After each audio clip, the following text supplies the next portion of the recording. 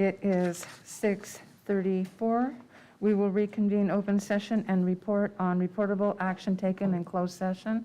Thanks, Mayor. There's just one item to report on, the claim of Charles Laughlin, item A2, and a motion by Councilmember Stowe, seconded by Mayor Flores, and a 5-0 vote. That claim was denied. Thank you. Thank you. Let's all please stand for the Pledge of Allegiance led by Vice Mayor Reyes. Salute, pledge. I pledge allegiance to the flag of the United States of America and to the republic for which it stands, one nation, under God, indivisible, with liberty and justice for all. Please remain standing for an invocation. Is there anyone from the audience that would like to lead us in an invocation? If not, please step forward. Thank you.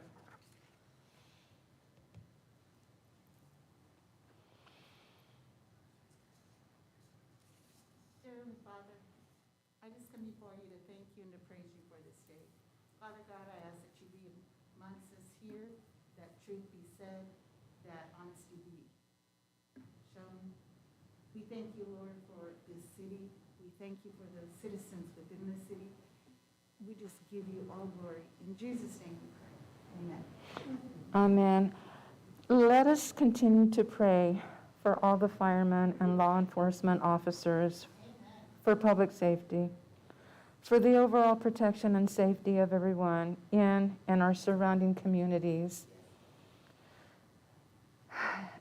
As a parent, as a mother, there are no words to be said in the recent loss of any child. We had a recent tragedy, and I know that some of our firemen and our law enforcement officers were there. For that, I give them fortitude. Please, let's continue a moment of silence for your personal intentions.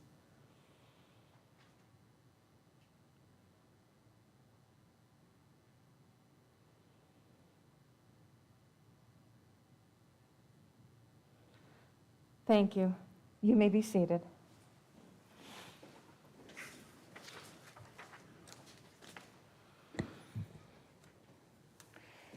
We will now go into oral communications. This is the opportunity to address the council on any matter of interest, whether on the agenda or not. Please address all items not scheduled for public hearing at this time. Unless additional time is authorized by the council, all commentary shall be limited to 3 minutes. If any of you are here for the public hearing, item number 7, please hold your comment for when that item comes up on the agenda. You will be given the opportunity to speak at that time. Is there someone that would like to come up for oral communications? Please state your name and your address for the record. My name is Rudy Pina. I'm a resident of Porterville. Was born here in 1954. My mother was born here in 1930. I've just recently heard some news, and the last time I was in front of the council here, I didn't get to speak, but I did listen to the meeting, and at that time, we were talking about marijuana. And a few comments were made at the meeting. I don't think I remember anybody who was here at that time, but one of the comments was, well, we're just gonna allow 11, 12 plants to be grown in someone's backyard, and it'll be legal, and I really don't know where it went from there, but I really didn't think that it was gonna be such a big issue. I didn't know how I wanted to start this off, but I want to add, first of all, our law enforcement, the prayer, and then I want to also mention a recent accident here in Porterville, and I just want to say this. I work for the PAR Center. I'm a recovering drug addict and alcoholic. I've been clean and sober for 20 years. I was in my active addiction for 30. Marijuana was my drug.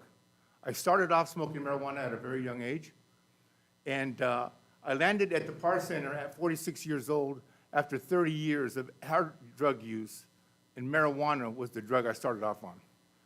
And I've heard these rumors, I guess they're rumors, I don't know if they're facts, about a dispensary being put here in Porterville and right here on Main Street. And it's from an outside area. And I'm also hearing that our city council has approved this. And I just kind of want you to think about, first of all, our law enforcement is already stretched to the limits. Drug addiction, alcoholism is running rampant in our community. There's homeless drug addicts. There are drug addicts and kids that are living in the homes right now.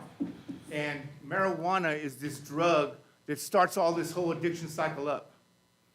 I'm just really concerned that this dispensary being put here in Porterville in such a close area, within half a mile of schools, churches, an elderly community center here, and drug-related crime is on the rise, unemployment is on the rise, alcoholism is on the rise, drug addiction is on the rise, and all this stuff comes from us thinking or being ignorant about the fact that we're just no better than drug dealers if we're allowing a dispensary to be put here in Porterville, in our community, downtown, on Main Street.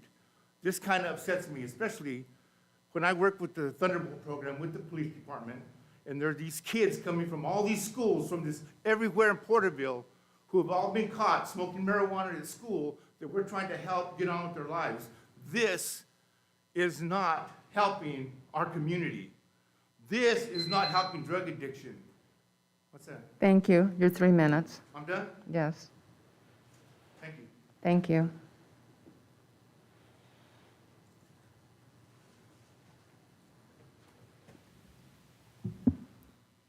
Steve Penn, 20712 Road 258, Lindsay, California. Actually, can you hear me? Yes, we can.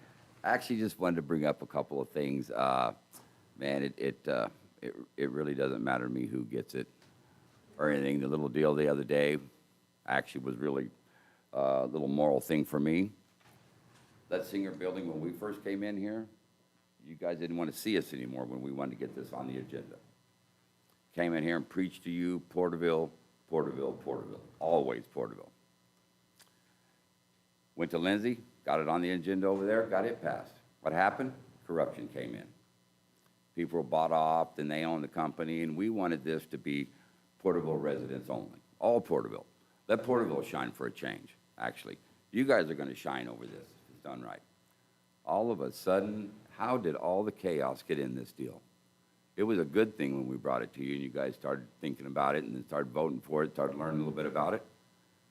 And all of a sudden, all this other stuff's going on. It was never meant for big people to come in here and buy the smaller ones out. That was the point of the whole thing, is keep it Porterville. Cheerlead for your citizens. You know, they're all going to do great in this game, no matter what. Everybody's going to try to outdo each other. Did they fail somehow that it just made it better to have big money come in and you know they're going to do it right? They got 20 stores they bought out. They got big money back on them. Everybody jumped in this game. And here they come. And now they're in our town.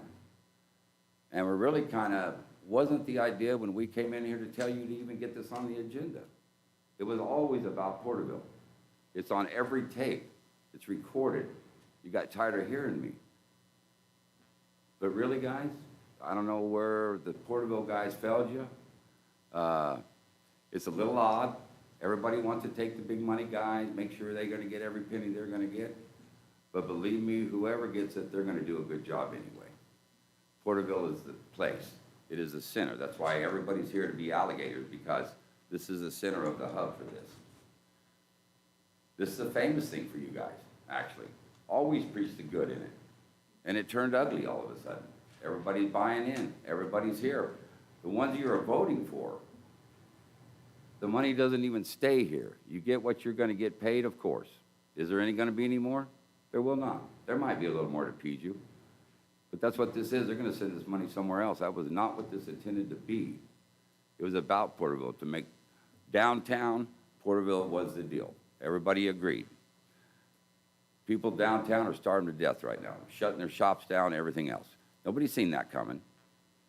But it was half that bad to start with. Even on the good days, it was hard to make it down there. This was supposed to be downtown. Believe in your own team, cheerlead for them. Thank you very much. Thank you.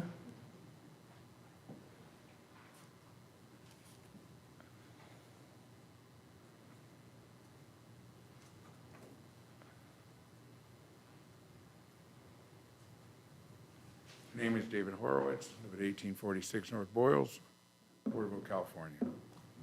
You know, the dispensary thing, I know there's people that are anti-marijuana.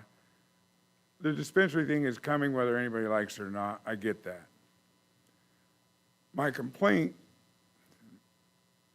you guys had an opportunity to do something good for Porterville. You were elected by citizens of Porterville to take care of Porterville. You weren't elected to take care of LA. You weren't elected to take care of some big money guy that comes into town, says he's gonna open a dispensary, shows you some beautiful videos. And I really would think that you would do a little more research into the people that you're going to think about giving these licenses to. I'm sure you people are capable of reading. There were a couple of articles in the newspaper. I don't know if any of you were able to read them or not. I wasn't very happy with what happened. When the first article was printed, I get a phone call at my home, yelling, screaming, cussing me out from one of your possible dispensary people. Want to know why I'm butting in, sticking my nose in this? Give me a hard time. Didn't want to hear what I had to say. Finally, I said, well, if you don't want to listen to what I have to say, then I don't need to listen to what you have to say, so I hung up. So then later on that day down at my jewelry store, I was visited by two gentlemen who made everybody in my jewelry store very uncomfortable. Customers were not happy. They basically came in for an intimidation factor because I'm supposed to be quiet. Unfortunately for them, I have video of them. I have cameras in my store. I'm a jewelry business. I was not very happy with it, and I would think that you, as the council members, shouldn't be happy with it either. If you're thinking about giving this kind of a license to somebody who's going to act like a thug, maybe they're not the right person to give that license to. We had several applicants from the city of Porterville that were qualified. They scored highly. They did just fine. No, they didn't score as high as some guy who's got attorneys and millions of dollars in money backing them. But you know what? They're people that would have put money back into Porterville. It's a proven fact. If you put $1 into a corporate business, it will generate $1.50 into your community. However, if you spend $1 in a private business, it will generate $4 into your community. Now, based on the simple math of that, where should we be heading? Corporates or privates? Do you want to do the right thing for Porterville? Are you concerned about your citizens? Are you concerned about your community? Because we've got applicants who are qualified that are from here that already give to the community. Thank you.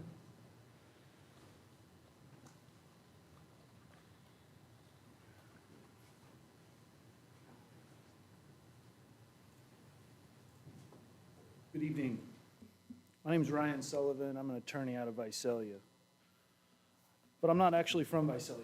I was born in Lindsay at a little hospital there that no longer exists. I was born in the 70s. Lindsay was a real nice place.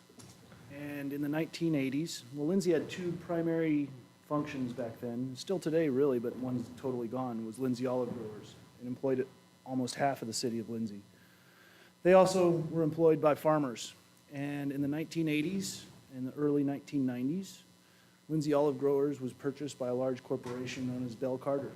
Bell Carter immediately shut down Lindsay Olive Growers and moved all of the processing plant up to the northern part of California, up what's in now Alameda County, and that pretty much destroyed the economy of Lindsay, California. At the same time, a man by the name of Stuart Resnick and Paramount Citrus was purchasing land in Tulare County. And his purpose was to purchase the land in Tulare County and move water from your Tulare, your Tule Irrigation District and the Lindsay Irrigation District down to his trees in Kern County, thereby shutting down farms that were purchased by Paramount Citrus. That further took away jobs from Lindsay, California. Lindsay, California's economy is now dead because of it, and it was a wonderful, nice little place. I'm very familiar with Porterville. I went to school at Orange Belt Christian School in Strathmore, which is now shut down because a lot of the people that were able to go there and support their students going there moved out of the area for greener pastures. It's my understanding that you have considered or are considering 3 different cannabis dispensaries out of Southern California. One is known as Haven 7 LLC, and I have information here for you guys. If you want me to go through it, I'd love to, but I'm down to a minute. One is Haven 7 LLC. They hired a man local to here to be the front runner, but Haven 7 LLC is out of Irvine, California. The money that is made at Haven 7 LLC will almost definitely be transferred from Porterville down to Irvine, California, where they will buy their cars that they like to buy there, and they will buy real estate that they like to buy there, and all of that money will not be used in Porterville. Element 7 LLC, with this information that I have here, if you look them up online, Secretary of State's office, there are 46 different Element 7 LLCs. There's Element 7 Truckee, Element 7 South Lake Tahoe, Element 7 this, Element 7 that, and guess what? Every single one of them has been started in the last 2 years in places that have legalized marijuana. And sure enough, Element 7 Porterville came up in January of 2020, right when this city council starts accepting applications for their cannabis dispensaries. Element 7 LLC, the primary parent company of that, Element 7 LLC, that owns and operates Element 7 Porterville LLC, is an Illinois-based company. It's an Illinois LLC doing business in the state of California and has registered as an out-of-state company doing business here. Thank you. Look it up. Culture Club has the same problems. They're out of El Segundo, California. They're not out of here. And in fact, the phone number, 347-351-8309, on their application is a New York telephone number. Thank you. Thank you.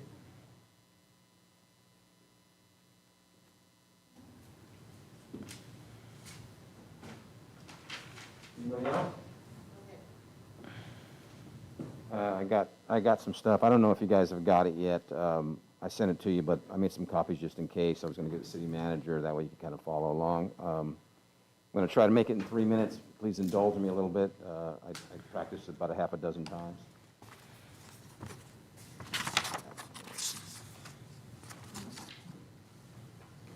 Oh, you got one? Okay, well. Go ahead. You ready? All right, well, Greg Shell, native North Williford Drive. Well, it looks like deja vu all over again. Unfortunately, just like I feared, the top 4 highest scoring applications for the 2 City of Porterville's retail cannabis licenses were all from out-of-town organizations, some of which used a local front man or woman. The remaining 3 applicants were all completely owned by local entities, and they scored the lowest, with my application being dead last. As I listened to all 4 of these out-of-towners blather on about all the great things they were going to do for Porterville if they were chosen to receive the license, I thought, wow, these people must think we're the most gullible rubes that ever walked the face of the earth. And then I thought, so basically all of you strangers love our town so much that you're now going to start doing in Porterville all the things that the 3 other applicants have been doing for the last 20 years.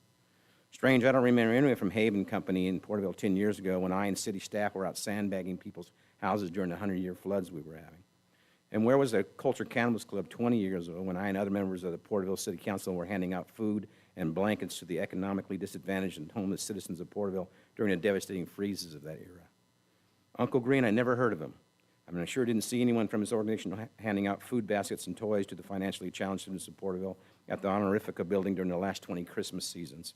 And Element 7 was a no-show for the last 20 years with the senior Christmas dinners that I and other members of the Porterville City Council volunteered to serve at.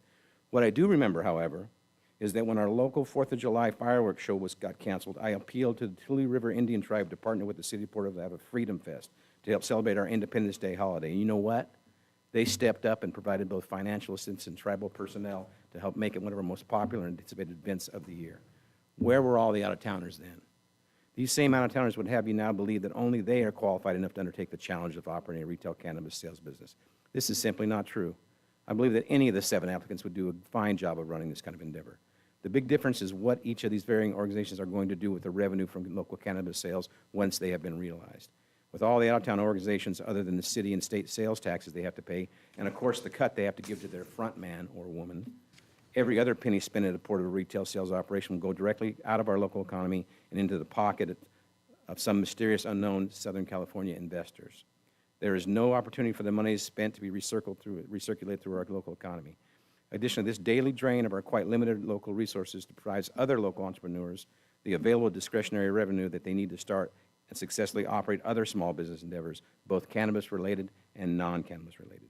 But what really scares me the most about these out-of-town applicants is they simply don't know who the city of Porterville is getting in bed with. Up until 8 months ago, I had never heard of any of them, but from what I read and now have witnessed firsthand, I simply don't trust any of them. Apparently, the business model for these organizations is to go into a new market, establish a franchise, export the revenue from the business, and use it to open other franchises, and then after a few years, sell the entire business to a third party via confidential agreement or private stock sale. And heaven forbid you should ever try to modify or cancel a development agreement with one of these entities, because if they don't agree to it, you got a whole herd of LA lawyers on your tail suing the hell out of you. Personally, I don't like either of these potential outcomes, and I keep wondering why we'd even consider inviting businesses from out of town to compete with our perfectly capable local businessmen or businesswomen. It's not like Porterville has so many speculative business opportunities coming to town that we can afford to lose a few.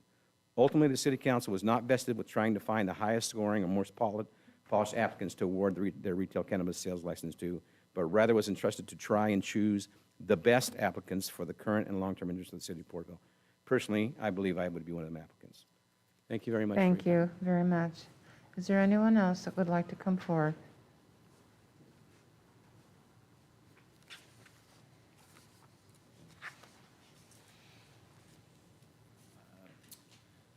Mayor, city staff, city council, appreciate the opportunity to speak today. My name is Devin Julian on behalf of Culture Cannabis Club. I won't take up too much of your time. I first want to commend all the citizens for coming out and, speaking on behalf of their town. It's, a beautiful opportunity to operate in a town where the people are so passionate about their locals and about the town and what's going on. So, I'm excited for the opportunity for us to be invited to move forward with the process in opening a cannabis retail facility here. I've heard a lot about, the local talk, and I can commit that Jovita has been our partner throughout this entire process, providing the building, providing all of the guidance for the local, economy, local nonprofits, community groups, and everything that we need to make sure that we are a local business and that we are providing to the local economy in every way that we can. There's been a few pieces that have been spoken on here about, the greater good for the community. And I think that we've demonstrated in both our application as well as in the presentation that we are committed to supporting the community, not only through, the 20 to 30 jobs that we're going to create, but also through the nonprofit work that Jovita has done so far and that we will continue to do through the food bank. If it's police support and there's issues there, then we're happy to direct those funds there if the city chooses that that's something that's necessary, if they are truly overextended. Homelessness, drug abuse is a major issue throughout the entire country.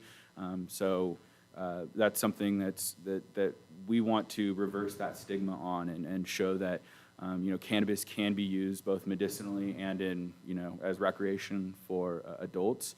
And we want to address a bigger drug issue and support those programs that will get people off of those hard narcotics and things like that. So, I invite any of the members of the audience to pick my brain later or to reach out to me via our website and let us know what causes are important to you and to the community and make sure that we're aligning with those so that we can be a good corporate member. Thank you. Thank you. Is there anyone else that would like to come forward?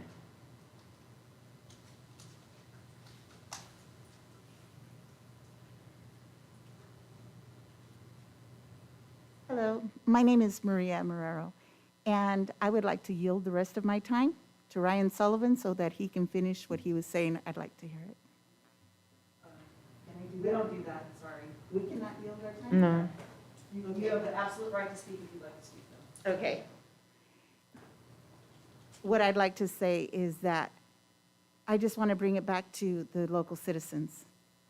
When you allow a corporation to come in, and outside from Southern California, everybody gets a piece.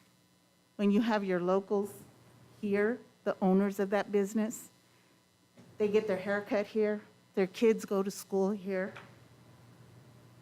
The school district benefits, everybody benefits by having them here, just like we benefit from you being here.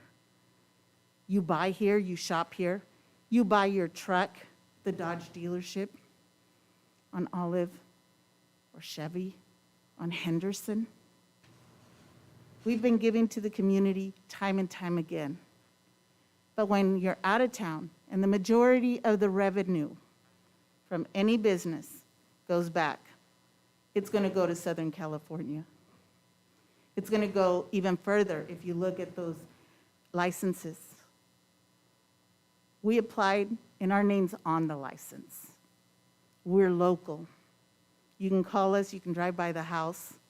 Sad to say, they've already started going by some of the citizens' places here. We just urge that you do the people of Porterville voted to have it. You agreed that it be a local, not a front person, not somebody that's going to earn rent, but that it would be a local person so that our revenues would be spent here. Our tax money goes here. We support the city council. We're the ones sitting in here, finding out where the needs are. You heard one of the other speakers talk about the Christmas funds.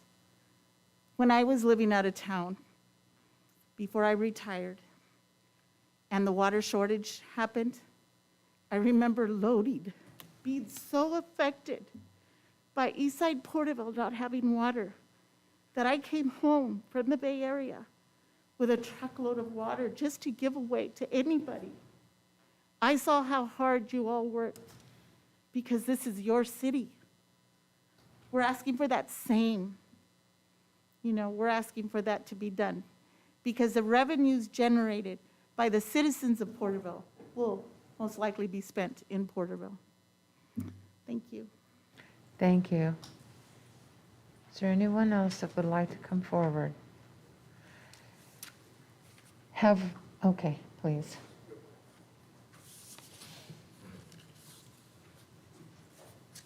Don Beersley, I'll make it real quick.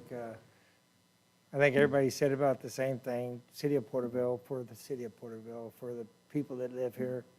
I know you guys have a hard decision to make when it comes down to who's going to be best representative, who's going to run the business the best. But I'm almost positive we have enough people here in the city of Porterville that signed up for it that would run it just about as good as anybody else would. So hopefully that helps. Thank you very much. Anyone else? Okay, see that there are none. Have we gotten any electronic oral communications? We have, Your Honor. There are several to read. Thank you. The first is from Raymond Camarena. Consideration of naming the city swimming pool in Carmen Martinez Oath name in her honor for being the major force in saving the pool from being replaced. She took a group of children before the city council, asking them to vote no on replacing the pool. The Park and Leisure have already approved it.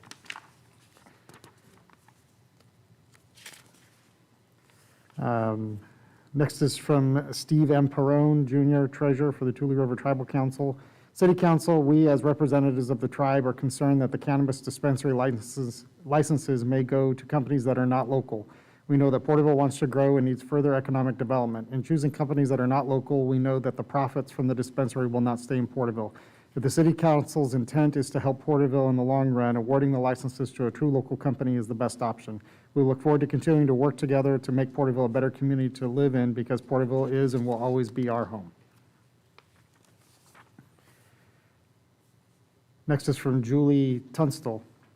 I have been a lifelong resident of Porterville and first had hesitations with the idea of the dispensary because of the stigma towards cannabis. Then the city designed the process to be about Porterville, its residents, and to create a stream of revenue to come both to the town and into downtown. The point of the part of local resident with the dispensary in Porterville was because it was meant to be truly for the local residents where the money made would stay in Porterville. These companies are all from LA and their offices are in LA and not Porterville. So that means that all the money will go back to the LA cities and not stay here. They shouldn't even be considered because they're not truly local. The residents who put their names down on the applications won't even have anything to do with the dispensaries or the business part of it. Their names are just placeholders for these companies to take away what was not meant for them to have. I bet if you look past their application into their business paperwork, the residents aren't even listed as part owners or business partners. My husband watched the interviews and did a quick search online, and some of the companies are foreign. Thank you. Sincerely, Julie Tunstall. Next is from Dennis Sickes, CEO, Tule River Economic Development Corporation. City Council, I appreciate the opportunity that we at TREDC have had to compete for the cannabis dispensary license for the city of Porterville. I am concerned, as are many I have talked to, that the licenses will be awarded to non-local participants. It was my understanding that the city was intending that these licenses would be given to qualified local participants. I believe by getting to the final phase of the process, we have shown that we are qualified to be awarded a license. I know that by awarding the licenses to local companies, it will better benefit the community by keeping all profits here locally and therefore reinvested locally. We believe in Porterville and will continue to invest in Porterville because it is and will always be our home. Next is from Christian Ortiz. To the city council members, my name is Christian and live in Porterville. I wanted to take the time and say that these LA companies are no good for our city. They will do nothing for our city because they've done nothing for us to begin with. They're only offering now because they get something in return. They are all liars because if you look up their information, none of the residents will be listed as part of the company, and the companies will have addresses in LA County. That means that they're going to run all of the operations from there, and all the money is going back there and not stay here in Porterville. I urge the city to not consider them. It's not good for our city. The next communication asked to not use their name. I asked that my name not be shared for fear of retaliation from the LA County company's people, because other people have already been making indirect threats and imitation happening with other people who were originally approached by the LA companies and them turned down. A few people have been receiving calls telling them to keep their mouths shut. The applications submitted by all of the LA County companies were corrupt from the beginning because they used residents to gain an unfair advantage by illegitimate means and took it farther by bribing them with money and percentages in the dispensary to agree. I have knowledge that Jovita Franklin was offered over $30,000 in cash to put her name down as a front runner for the LA companies. The state laws on cannabis are very strict, and in approaching the residents and offering them money and a percentage to put their name down on the application as it was their original idea to apply for a permit, the LA companies violated the law. These behaviors are not allowed by the state, and they should definitely not be allowed by the city council to occur to its residents. The definition of corruption is any unlawful or improper behavior that seeks to gain an advantage through illegitimate means. The actions of all these LA companies is the textbook of this definition. They took their actions further by involving the city residents and offering money, a percent of stock, or both in their company in exchange for them to use their names.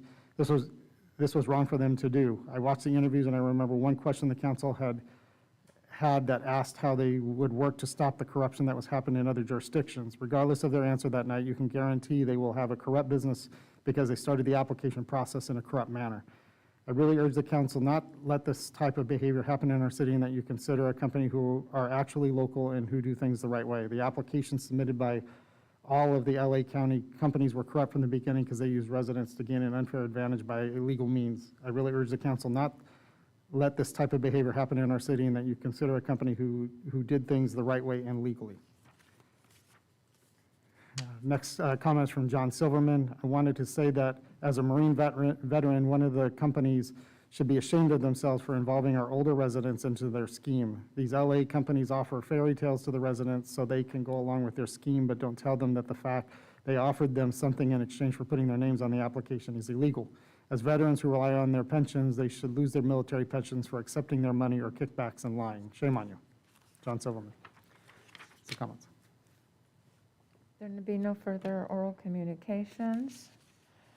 Okay, we will now move into the AB 1234 reports. This is the time for all AB 1234 reports required pursuant to Government Code 53232.3. The first one will be the City Council Ad Hoc Committee for Provision of Local Water Services. Councilmember Gurrola?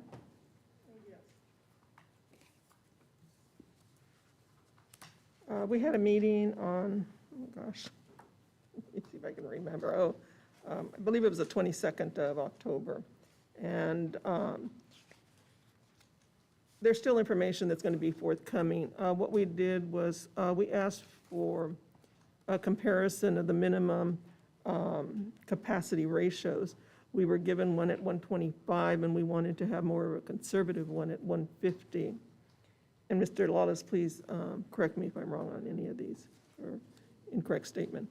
So we did get a conservative one, so now we need to meet and determine the amount that we're going to receive for the finance of the projects. The other was that we wanted all the projects as well, so that we would know whether they'd be able to be accomplished within the time period that we have.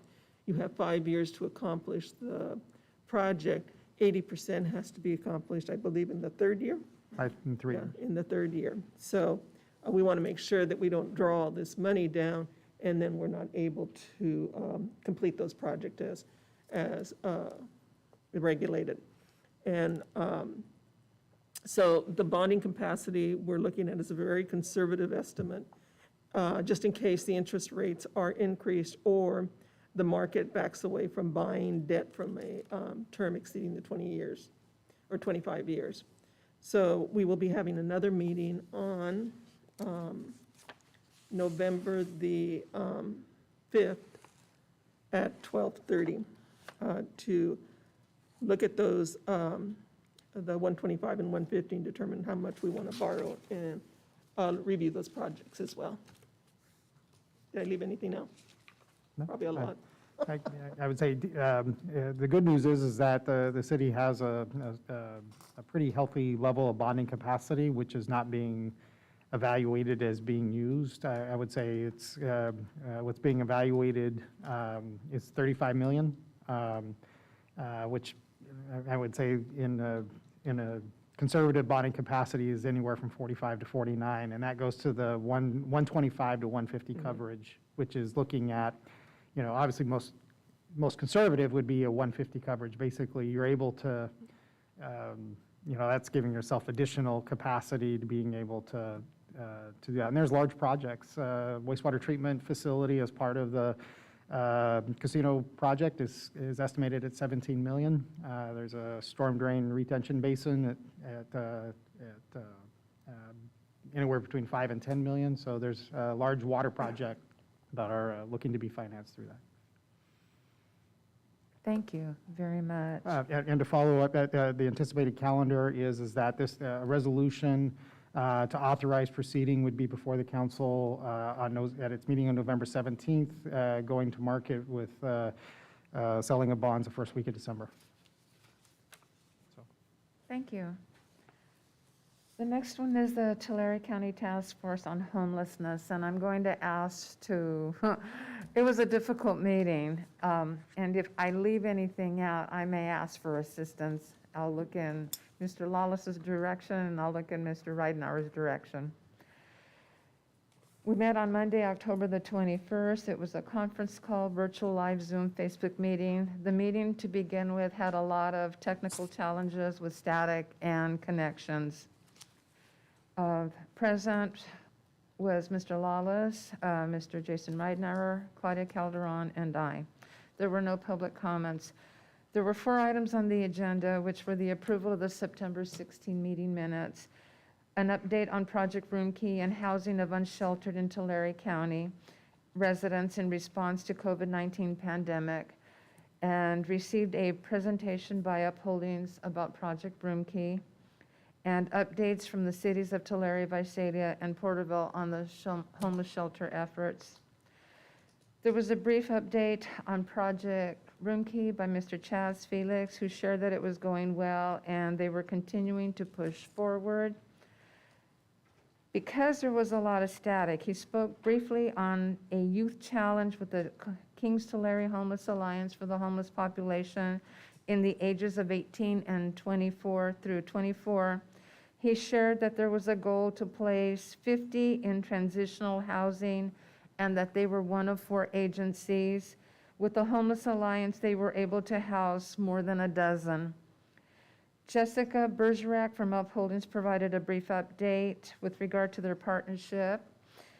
She shared the Home Key Crossroads Village, a collaborative between RH Builders, Upholdings, and the County of Tulare to develop permanent long-term housing.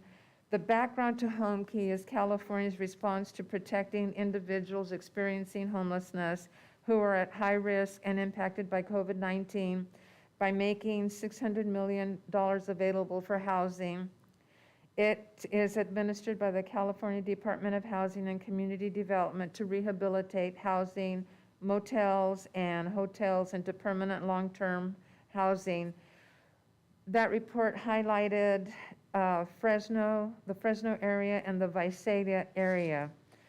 Updates from the cities of Visalia and Porterville. Tulare was not there, so there was nothing to report from Tulare.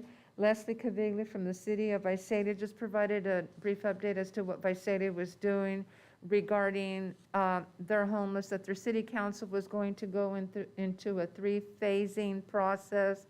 Initially, that council members going were going to the St. Johns River to connect with the homeless and see where the needs were, and that the Caltrans building was available, and that was an RFP had been sent out for services to come back. And I couldn't quite hear what the third one was, but I think it was tied in that they were going to bring it back to council.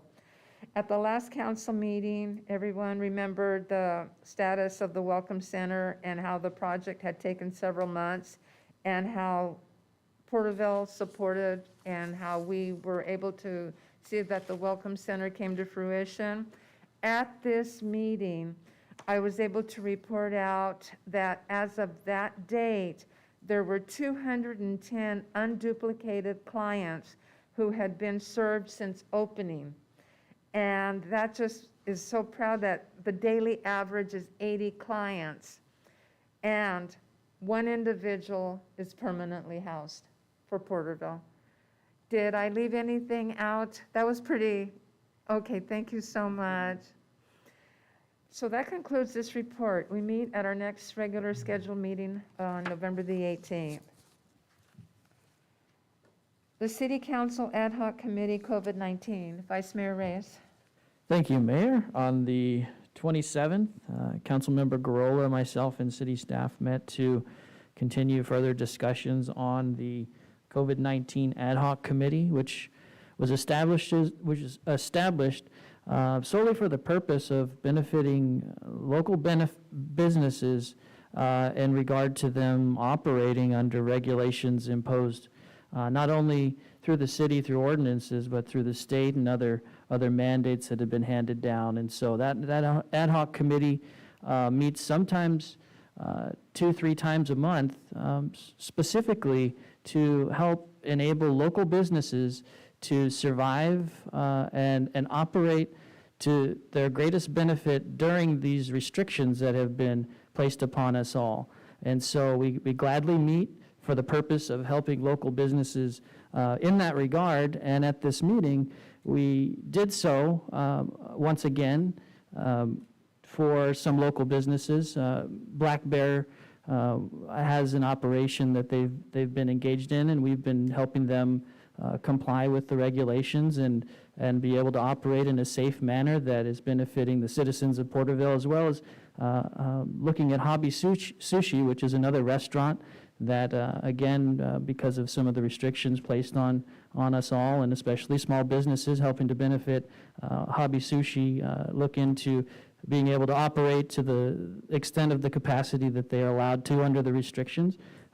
Also, Save Mart, and to their credit, an endeavor that they've done many years, selling Christmas trees in the parking lot. Again, to their credit, being able to adapt this routine endeavor to the COVID situation and further comply to benefit the citizens of Porterville, and as a local business, even though they have other locations, looking for the betterment of Porterville. Also, we met to discuss some of the proposed events that are slated, including Coffees and Cars, which does not yet comply with the regulations that have been imposed upon all of us, local and state, as well as some other events that may come that we can be ready to proceed with in regard to creating a benefit for the local residents and businesses to keep everybody safe during the COVID crisis. Thank you. Thank you very much. Tulare County Regional Transit Agency Authority. authority, agency? Agency. Authority? Agency. I think we're Okay. calling it RTA. Okay. We met on October 28th. It was a subcommittee of the RTA to review and discuss the director's position, and we had some tasks in front of us. We did discuss it. We looked at the various tasks of that position. One of the things that I felt that that position needed to have was not just an extensive knowledge of the transit industry, but involvement with public transit at some level of a single operation. They also needed to be a part of the weeds or in the weeds and understand how transit works. We're new, and so this is going to be a very task for whoever's going to become the director. And we do need a person who is a visionary leader with a proven track record of strategic innovations. We don't want to fail. We don't want to make first-time mistakes. We want to make sure that we get this right. So there was quite an intensive discussion regarding the positions, what it would be performing, its duties. So we provide some information to staff. Staff is redoing the job description to include more of the transit duties in there. In terms of the salary, we have a range that will be taken to the board after we've looked at the benefits of each of the cities. So they're doing a survey of each of the cities and their benefits that they provide to employees. Because the one question is, where will this person be housed? Will they be housed in TCAG? Will they be a county employee? Will they be a specific city employee? Could they be Porterville employee, a Farmersville employee, whatever employee, whatever city that we decide. So that's going to be one of the first questions we really need to ask is, where will this position be located at? There's also some additional information that's going to be coming back to us on November 12th, which is our next meeting, and it'll be held at 8:30 on Zoom. And again, this is one of the subcommittees. I know the vice mayor is serving on the finance committee. So I'll bring that additional information. And hopefully we'll have direction as to which way we're going with the new development of the RTA. Thank you very I was much. gonna say, did I leave anything out? But I was the only one there. Oh, that's Other than the other cities. Thank you so much. We will now go into reports. This is the time for all staff informational items. Thank you, Your Honor. This is your quarterly reports which have been provided. Staff's happy to answer any questions or provide a staff report on any items at the request of council. Did anyone have any questions? And because I can't see the screen, the council members, Councilmember Peñalosa and Councilmember Stowe, please let me know if you need to come on because I don't see you on the screen.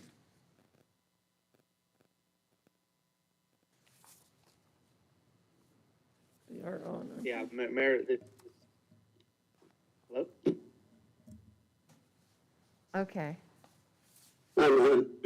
All right, thank you. It's just because I can't see you on the screen. I don't see the name or that you're on. So if any time you need to speak when we go into items, you're going to have to let me know somehow, all right? Mayor, I'm having some internet issues. It's hard to hear a little bit. I'm not too sure if I should just join by call because I'm on the Zoom, but it's kind of. I think we're having connectivity issues, which is why I'm bringing it forward. Okay, because I'm having the same problem. So. Okay. I will call you out by name when we get to a scheduled item and ask you for, if you have anything to say, okay? Okay. Good morning, Mayor. Thank you. I'm also going to try to connect my hotspot, see if that's working better. So we'll see. Okay. Okay. Thank you. Yes, I just wanted to commend the Parks and Leisure for the golf course and also the, where's the other one? The foot golf? I don't know what that is, but anyway, they had significant increases in their revenues. So they have quite a bit of activity going on. So I just really wanted to thank them for the work that they're doing to get that done. The other was, we're looking at all the reports, right? Yes. Okay, the other one was the OHV ridership has also increased, which is great. And then I had a question in regards to the city council attendance, and more specific in terms of one of the committees. Is the Tule River Improvement, JPA, still in existence, isn't it? Correct, it is, yes. Yeah. So, and I hate to point this out, but I feel that I need to. Is Mr. Councilmember Penalosa still on that committee? As far as I know. Okay, because we haven't had attendance in the last 3 meetings from July, August, and September. And I'm worried, and I'll address this to Councilmember Penalosa, that we may be losing information from there. I know that Mike Knight's on there as a staff, so he attends as an alternate, is that correct? He does, yes. And I'd say most importantly recently was the information you saw presented, which had to deal with the county loan that was being for land acquisition as part of the Success Lake Enlargement Project. Okay. Yeah, I just want to make sure that the city's voice is still there at the table. So that's why I brought that up. Thank you. Did anyone, anything else have to bring out on the reports? No one? Okay. Thank you very much.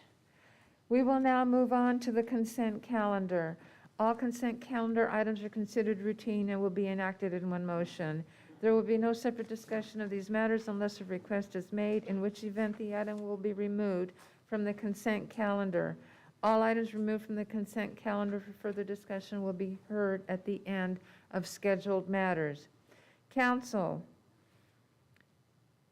any item to be pulled, any conflicts, anything? If not, we'll entertain a motion for the consent calendar to accept items 1 through 6. So moved. We have a motion for approval. I'll go ahead and second. If there's no further discussion, please call for vote. Councilmember Gurrola? Aye. Councilmember Peñalosa? Aye. Councilmember Stowe? Aye. Vice Mayor Reyes? Aye. Mayor Flores? Aye, passes unanimous, 5-0. Thank you very much. Now I can see names on the screen, which is great. All right. I can see Councilmember Stowe, and I can see Councilmember Peñalosa's name, and all staff. It had to be on my end, Your Honor. I have to use my hotspot. I'm able to get in, so. Okay, thank you so much. All right, we're good. We will now move into the public hearing. Thank you, Your Honor. We have one public hearing that's been scheduled for this evening, which is to consider the vacation of Yalmi Avenue, Yadanchi Avenue, and Wakchami Avenue. And Mr. Sanchez will provide the staff report this evening. Thank you, Mr. Wallace, mayors, members of the council. This is a time and place set for the public hearing on the proposed vacation of Yalami Avenue, Yadanchi Street, and Wakchumni Avenue, as shown on parcel map 4343. The Tule River Economic Development Corporation, or TREDC, owns all of the adjacent land and submitted a request to begin the vacation process. The TREDC is in the process of developing the adjacent properties. In order for development to be processed, the subject streets must be vacated. The TREDC plans to construct a casino, hotel, and convention center. The development will provide new access onto the site and the needed emergency access within and through the site. Vacating the streets will not affect other agencies or other utility companies. In addition to the vacation process, the city will require parcel mergers to occur prior to or simultaneously with the recording of the street abandonment. According to representatives from TREDC, all parcels will be merged into one, but applications have not yet been received. Parcel mergers shall occur in a manner consistent with the Porterville Municipal Code, General Plan, and all other applicable laws. No easement will be required by the City of Porterville to be reserved. The recommendation to the City Council is to adopt the draft resolution of vacation of Yalamni Avenue, Yadanchi Street, and Wakshemni Avenue, located on parcel map number 4343, and authorize the city clerk to record the resolution of vacation. I'm available for any questions as needed. Thank you very much. It is 7:29. We will open up the public hearing. If anyone would like to come forward. Greg Sheldon, 88 North Wilford Drive. I think Javier answered all the questions. There's going to be lot mergers turned into one big, giant operation, I guess, as part of the vacation. On a lot merger process, that's something we usually do in conjunction with the parcel map, so I guess I'm a bit fuzzy about that, but this is for the tribe, so they can do the development out there, is my understanding. Is that correct? Yeah, then I say giddy up. Thank you. Is there anyone else that would like to come forward? Did we receive any public comments electronically? No, Your Honor. We did not? Okay, it is 7:30. We will close the public hearing, council, bringing it back. So this puts all the property out there under the one for the casino, correct? Casino, Correct. hotel. Yeah, whatever. so as the exhibit here demonstrates, there are easements within the property which the land can't be encumbered as it goes into fee to trust. So there are city easements for streets and utilities which need to be vacated so that as it were to transfer into fee to trust, that it's not encumbered by it, becomes federal property.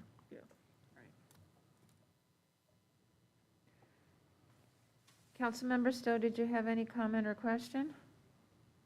No, but I would like to make a motion that we adopted the resolution to vacate the streets and on the parcel map of 4343 and authorize the city clerk to record it. We have a motion made by Councilmember Stowe. I'll second. We have a second. Is there any further discussion? See that there is no further discussion. Please call for vote. Councilmember Guerrero? Aye. Councilmember Peñalosa? Aye. Councilmember Stowe? Aye. Vice Mayor Reyes? Aye. Mayor Flores? Aye, passes unanimous, 5-0. Thank you very much. We will now go into the second readings. Thank you, Your Honor. We have one second reading before you this evening, which is ordinance number 1877, which approved the zone change of PRC 2020-20-Z from RS1, very low density residential, to RS2, low density residential. Happy to provide a staff report or answer any questions. Council, did you have any questions? Move for approval as recommended. We have a motion to approve as recommended, and I will go ahead and second that. Be no further discussion. Please call for vote. Councilmember Guerrero? Aye. Councilmember Peñalosa? Nay. Councilmember Stowe? Nay. Vice Mayor Reyes? Mayor Flores? Aye. Now, because I couldn't hear it, was Councilmember Stowe's and Councilmember Peñalosa's? Nay. Or nay? They were, Yes. okay. No. No. Oh, his was no. 3-2. 3-2, all right. Thank you. If I may read by Please. title only, Your Honor. Ordinance number 1877, an ordinance of the City Council of the City of Porterville approving zone change PRC 2019-020-Z from RS1, very low density residential, to RS2, low density residential for that 11.5 plus or minus acre site located generally at the southwest corner of Linda Vista Avenue and Newcomb Street. Thank you very much. We will now go into scheduled matters. Thank you, Your Honor. There are 4 scheduled matters before the council this evening. As first is to consider review of cannabis business operating permit application scores, and Mr. Ridenhour will provide the staff report. Thank you. Thank you, Mr. Lawless. I've asked Ms. Phillips for the staff report.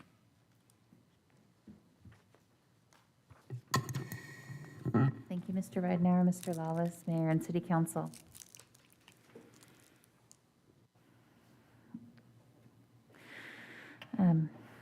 In accordance with the procedures established by the council via the RFP that was sent out earlier this year, and the recommendations received from the Cannabis Ad Hoc Committee, review and analysis of the proposals is complete.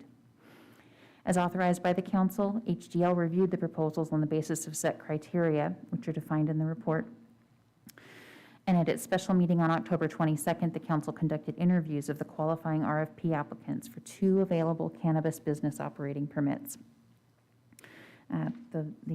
The order of the interviews was selected at random that evening and was done in the following order: Haven, Uncle Green, Culture Cannabis Club, Element 7, Tule River Economic Development Corporation, and Bloom Farms. Applicants were provided 15 minutes to present in an uninterrupted narrated presentation, and then 15-minute question and answer period was granted. It was originally 10, but council granted them 5 additional minutes because an additional question was added that evening, which required them to identify what COVID measures their business would provide to protect the safety and health of the employees and customers, and what control measures would be put in place to eliminate or reduce COVID exposures. As also authorized by the council, each member of council could award up to 5 points to each applicant for their interview presentation and answers, with a maximum of 25 points available to award to each applicant. The council adopted a point scale based on specific criteria. 1 to 2 points would mean that an applicant failed to adequately respond to council's questions. 3 to 4 points would mean that an applicant's response to council's questions met expectations, and 5 points would mean that their response to council's questions was exceptional and far exceeded their expectations. As agreed at the beginning of the meeting, the council then, at the end of that meeting, presented their individual scores to the city attorney via email. The table within the staff report illustrates the breakdown and overall scores for all the applicants who submitted completed applications to the city, including one application that didn't meet the minimum scoring criteria to be considered for interviews, but was still in the phase 2 process. The scores identify that the 2 highest ranking were Haven Porterville with an overall score of 98 and Culture Cannabis Club with an overall score of 93.5. Haven Number 7 LLC, which is doing business as Haven Porterville, has a proposed location at 1 West Morton Avenue, formerly the Letzinger Real Estate Center. The local business owner is Hussein Rayani, and the operators are Michael and Mark Sonian. Coast to Coast Caregivers Corporation, doing business as Culture Cannabis Club, has a proposed location, the address isn't quite defined yet, but somewhere 230 or 232 North Main Street. The local property and business owner is Jovita Franklin, who has proposed to operate the business with Christopher Francie. So based on the overall scoring, staff recommends that the City Council begin negotiations of a development agreement with Haven Porterville and Culture Cannabis Club, or to provide further direction as determined. I'm happy to answer any questions. That concludes staff's report. Thank you very much. Council? I guess I'll start off.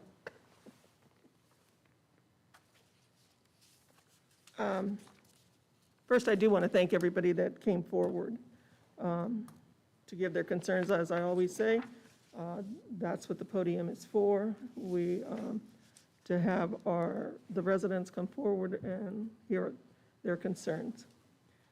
First, I have to say that I was a little concerned when I read the paper and I saw that Mr. Steve Pence was an applicant.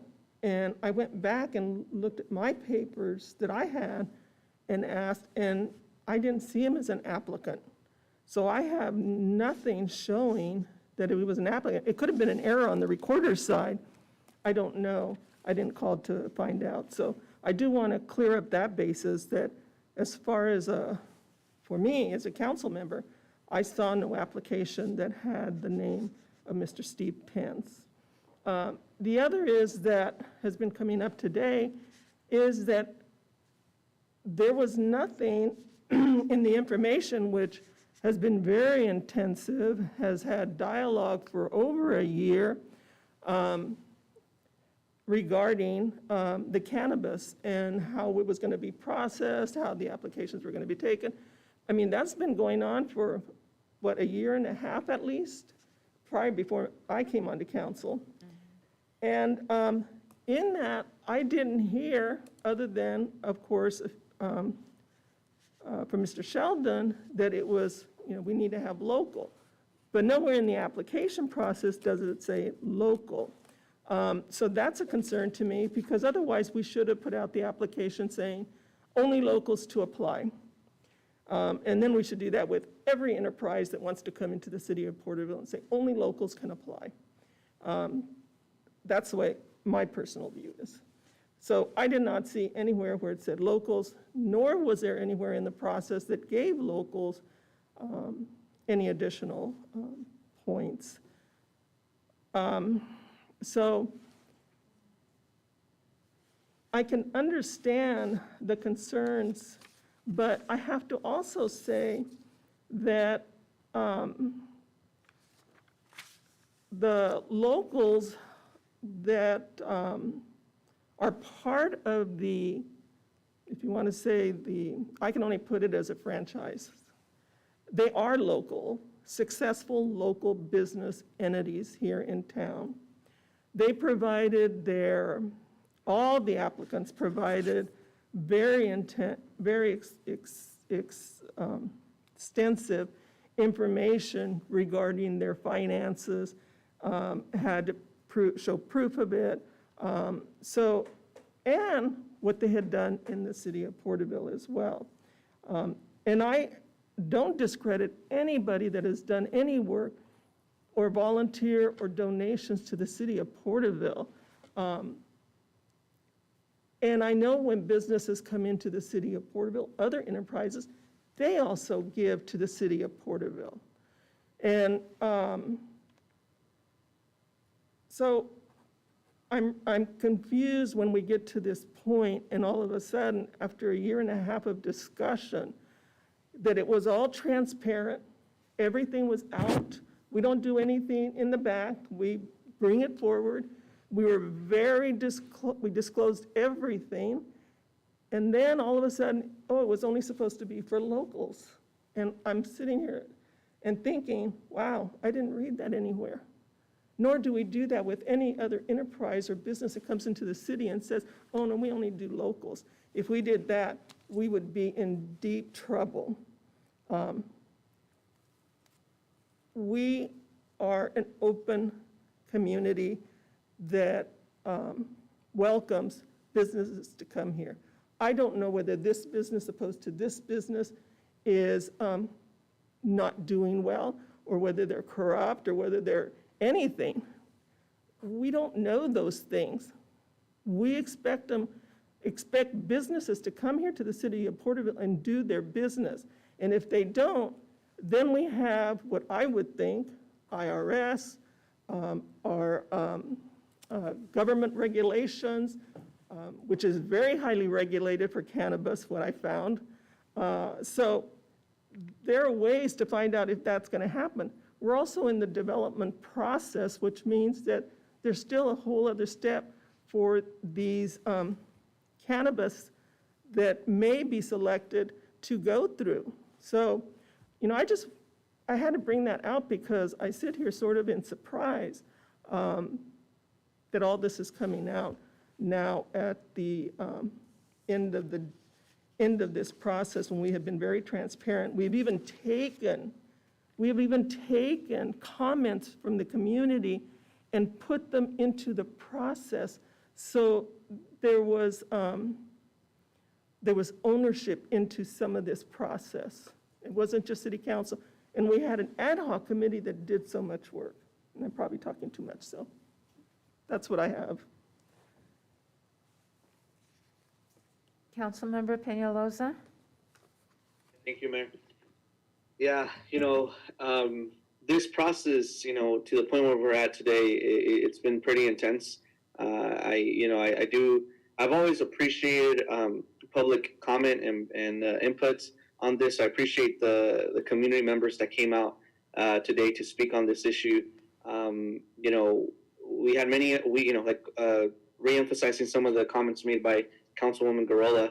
This process has been, you know, we've been at it for over a year, and you know, we've had many opportunities for folks to come to speak on behalf of the cannabis industry.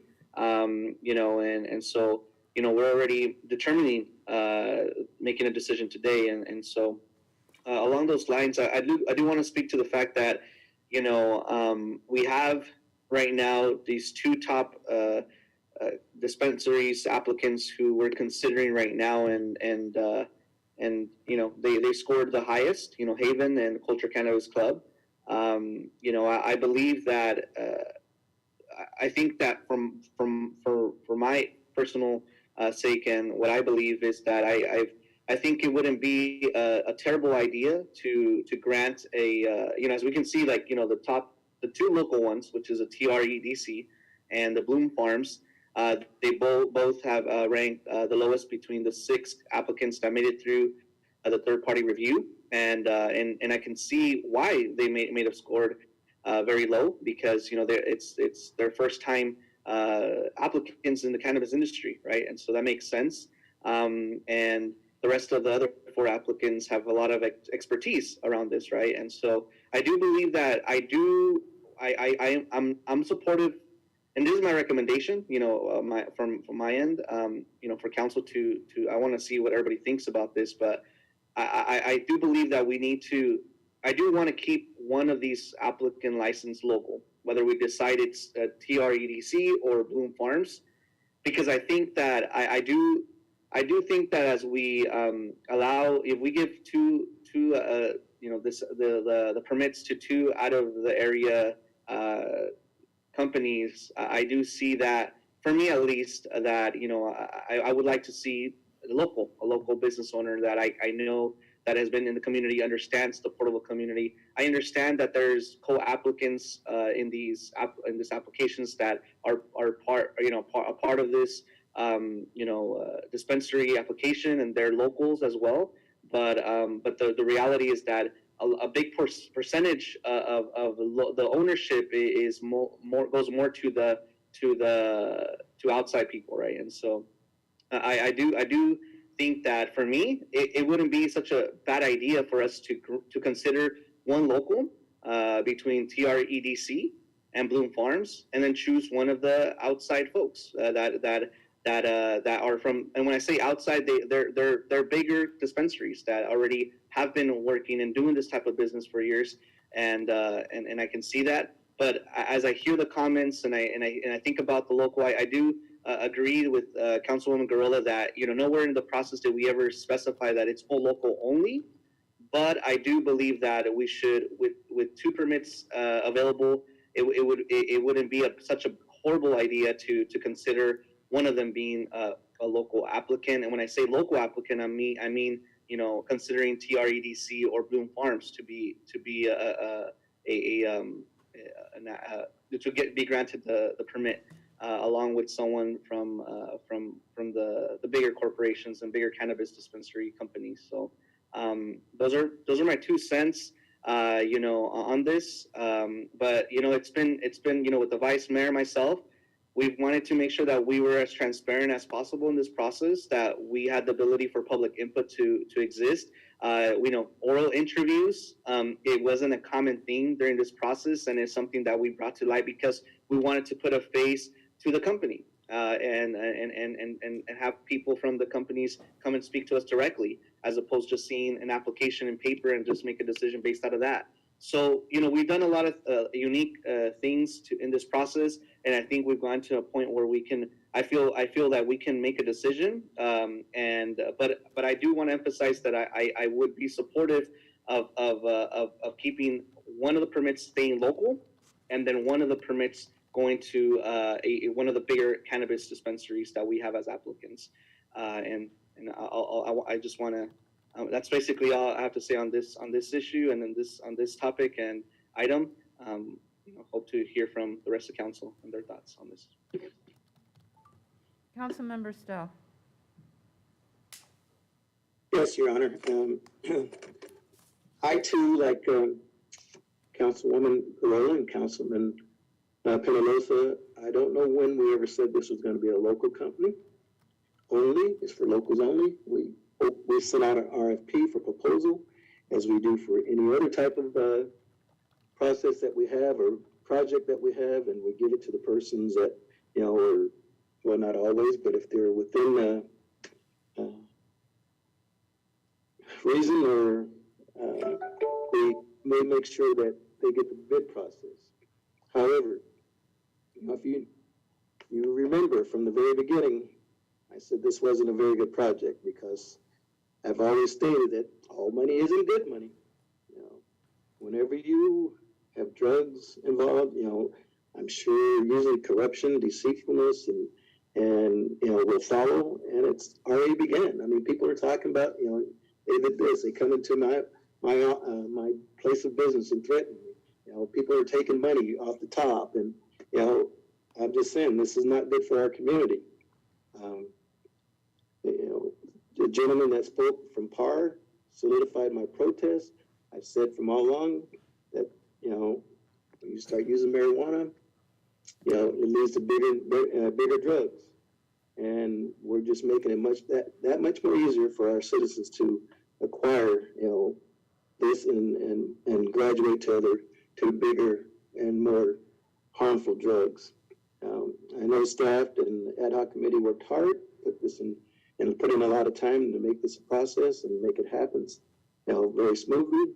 But my recommendation is to scrap it all together, because it's gonna, you know, it's getting ugly now. It's only gonna get uglier as we go along, if that's a word. So, you know, that is just my say. Thank you. Vice Mayor. Okay, well, yeah,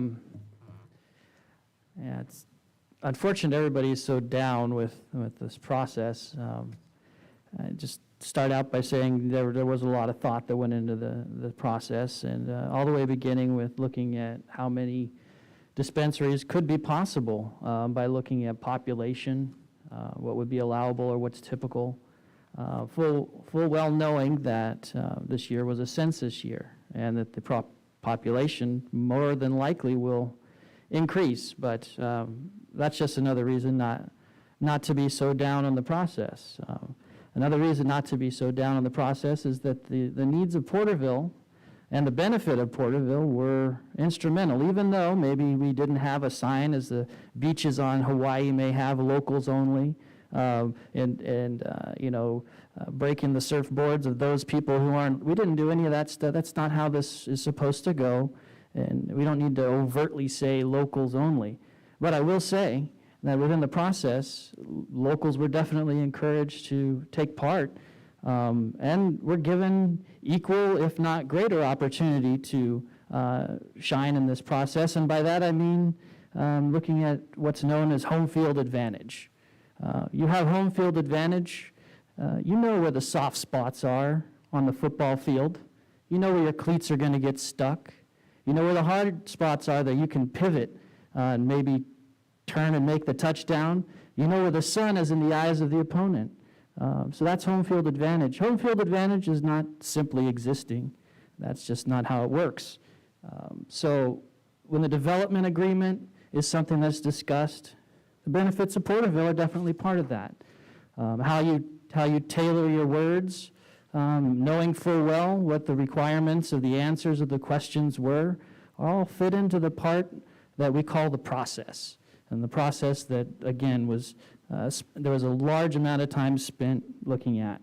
So, you know, it's very delicately crafted to have the benefits of the city built into what's told to us, the promises that are given to us, the opportunities to speak to us, the ways that people demonstrate not only what they voluntarily will do, but what their requirements are that they'll follow through with, and whether they've done this for 20 years or not. I hope that they don't stop doing it because they didn't receive a license. I don't think that that's what this is all about either.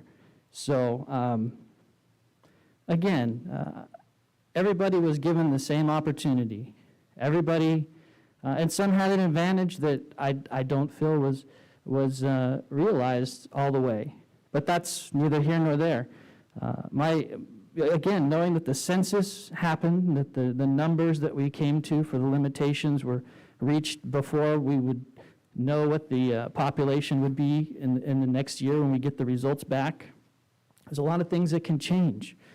There's also the talk of the third license for medicinal, which nobody applied for.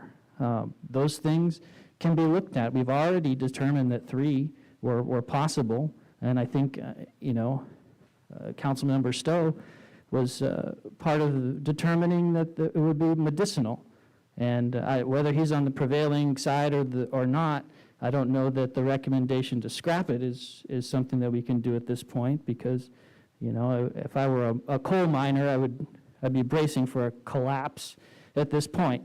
So my recommendation, rather than breaking whatever process we've decided to come up with, knowing full well that we've got things in the works potentially that could lead to way more decisions like this coming up, and rather than have to reinvent the wheel for as far as the process is concerned, because I think it's worked. I think that, sure, disappointment is there. It's obvious there's disappointment, but it's not over. I don't see that this is the end by any means, because of the examples I've cited with possible increased numbers in the future. So my recommendation would be that we allow through the end of 2021, everybody who's already taken part in this to be considered in whichever increases happen. I mean, that seems like the fair thing to do. But to scrap the most stringent and the most pertinent, in my opinion, which have to do with the answers to the questions that we developed, because keep in mind, everybody had the same opportunity to answer the same questions in the same fashion if they chose, but that's the beauty of what we developed, is that there's a variety that happens. So, that's what I'm looking at, but I don't intend to think about turning back or changing the rules or the horses in the middle of the stream. Thank you. This process has been a learning process for several of us. There's no denial.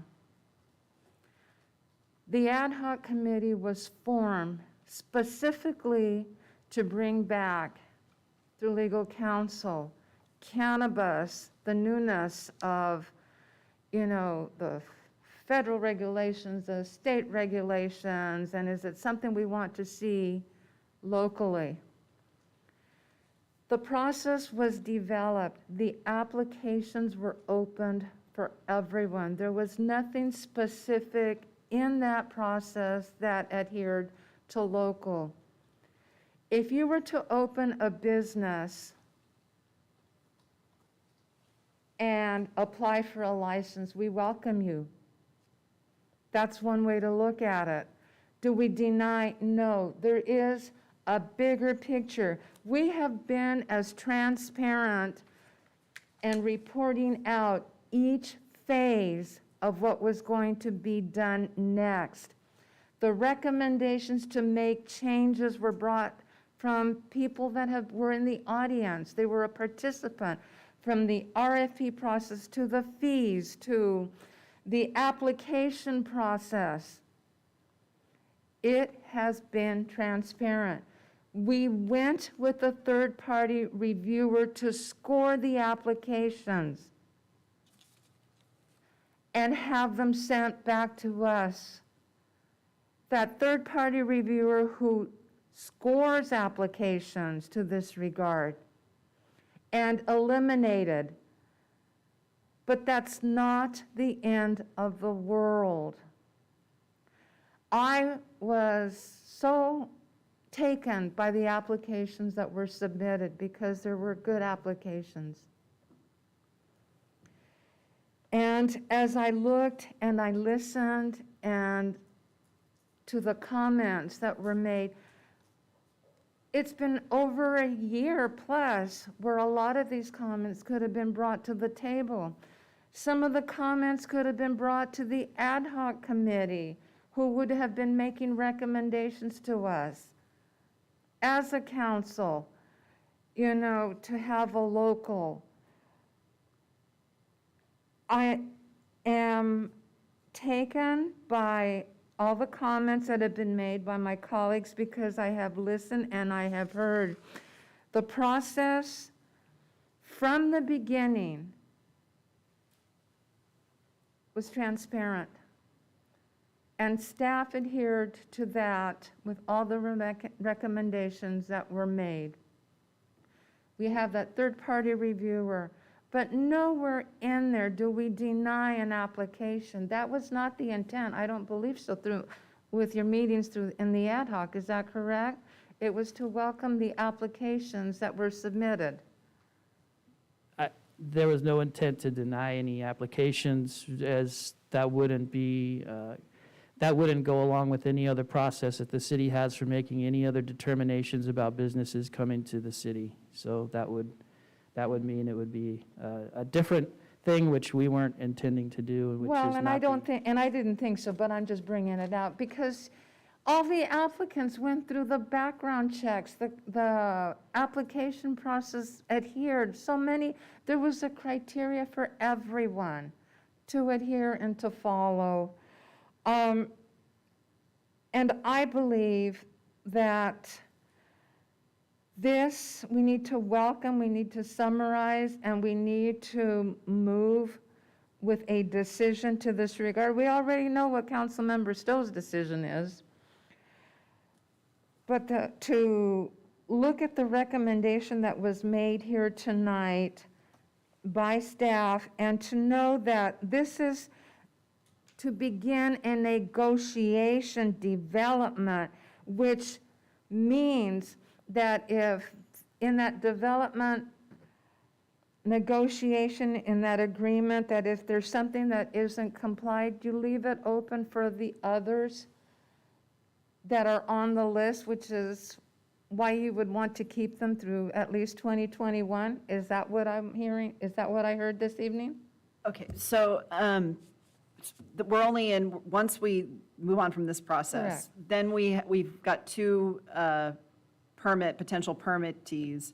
We actually have to go through a negotiation process with them that may or may not pan out. So Correct. we will hold, our plan is to hold the current applications pending what happens with these, because if it doesn't if something were to happen, then we would work our way down the list. That's typically the way it works with the RFPs. We'd be coming back to council if for some reason we're not able to come to an agreement with either of these two, presuming that they're approved. Thank you. That was the clarification that I wanted, that it would be a potential process, and if there is something that doesn't, that would mean to come Right. back. So,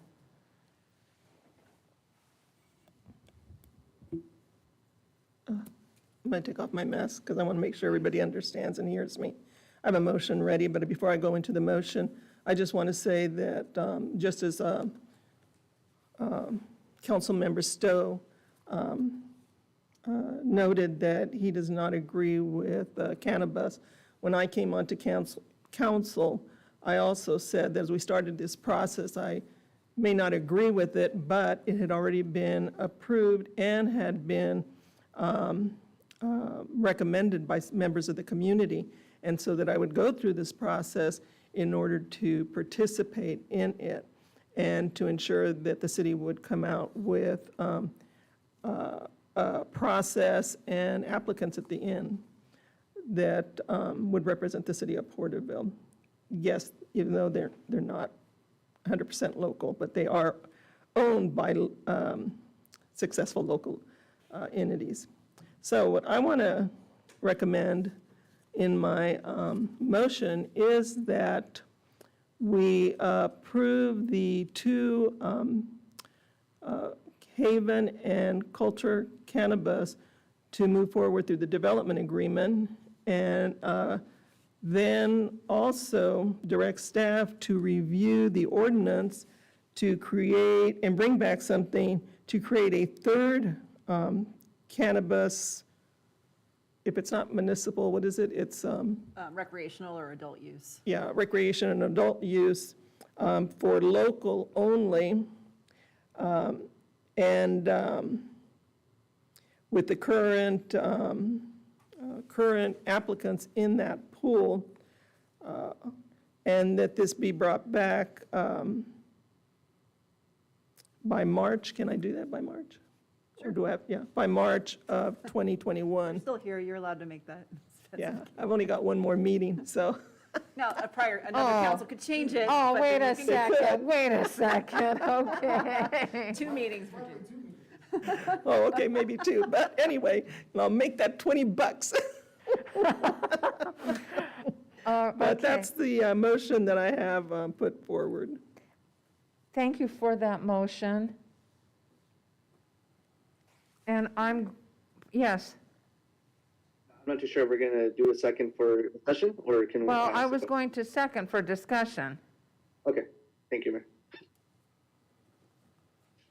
Okay, any discussion? Second it. I'll second it for discussion. I seconded already. Oh, I'm sorry. I was just looking. Sorry. Sound like you said you were looking for one. Please go ahead. So, just to get clarification on the motion, on the last part, are in terms of making the process for the potential third license in March, and when you said local, so we would only consider that for local applicants. When we say that specifically, do we mean that owners have to be, complete ownership of a dispensary applicant, or would it be the same thing that is happening now, where we have, partial ownership local, and then most of it is out of the area? 100% local. Wholly local, I think is what, Okay. yeah. Wholly Wanted to get local. sure I Huh? understood it. I just wanted to make sure I understood it properly. Okay, did you understand? Yes. Okay. We have a motion, we have a second. Is there any further discussion? I did just want to point out that as far as the scores that were released on the agenda, that even without the third-party reviewer, that the 2 scores that were the highest would still be the highest based on just what the council saw and what the council determined was important for this review and interview process. And that itself should tell us that it worked for what we designed and what we required, even with additional questions and being able to think quickly on our feet to make all that happen. I just wanted to point out that any perceived weakness in that, I don't really acknowledge as a weakness. And then secondly, that the timeline for March, I think, is not to put any undue stress on staff should this go through, but I would ask that timeline be amended to be a little bit sooner, knowing that there could potentially be changes that happen before March, and knowing that the timeline for preparation and if there's any hope to help anybody who claims to be local or who truly is, which I think that threshold still remains to be determined, but if there's any hope to help any of these folks, it's going to help them with the connections they've already established, and that putting something out till March is only going to hinder them because they'll have to keep everything up in the air until March. So I think looking at that timeline, if it's going to truly benefit anybody, which again, I don't know how or what the threshold is to benefit whom, but I think we need to look at that as well. I don't mind doing amendment to that, saying at the earliest point that the staff can bring that back. And I just want for the public to understand that the reason it has to go back is because the ordinance has to be changed so that we can have that third recreational adult use. We can bring back like a proposal for how to get there earlier than that. So we could even do that in the beginning of the year. And then work towards getting it through, if that's what you guys are interested in. So sort of like a template for how we're going to, what we need to do. How we're and then gonna we can get start the there. process. Okay, Okay. so does the second have to accept that? Are you good with that? I will accept that. Just read it one more time. Oh, I mean, well, the I'm whole- going to have to say it since I didn't write it down, but the motion is to approve the recommended Haven and Culture Cannabis Club as the recommended awardees to be negotiated with, but to also direct staff to bring back a process by in the beginning of the year, so, or whatever our first meeting in January is, since I know that we don't always have that very first one. We'll bring back a process for how to open up the third permit for adult use and not just medicinal, which will require a change in our Correct. ordinance. And to come up with at least a template for a process where we could consider the current, out of the pool of current applicants, the two that are wholly locally owned, potentially look at a process for appointment of one of those. Okay, I accept that. No further discussion. Call for vote. Councilmember Gorilla, Aye. Councilmember Peñalosa, Nay. Councilmember Stowe, No, Vice Mayor Reyes, Yes. Mayor Flores. Yes, passes 3-2. What was Councilmember Penalosa's? I was an A. Oh, It was a no. Passes 3-2. Thank you. Okay, we will move on to the next item. Oh, I'm sorry. Go ahead. All right, thank you, Your Honor. Next item, scheduled matter is to consider emergency services therapy dog program, and Chief Lopier will provide that staff report.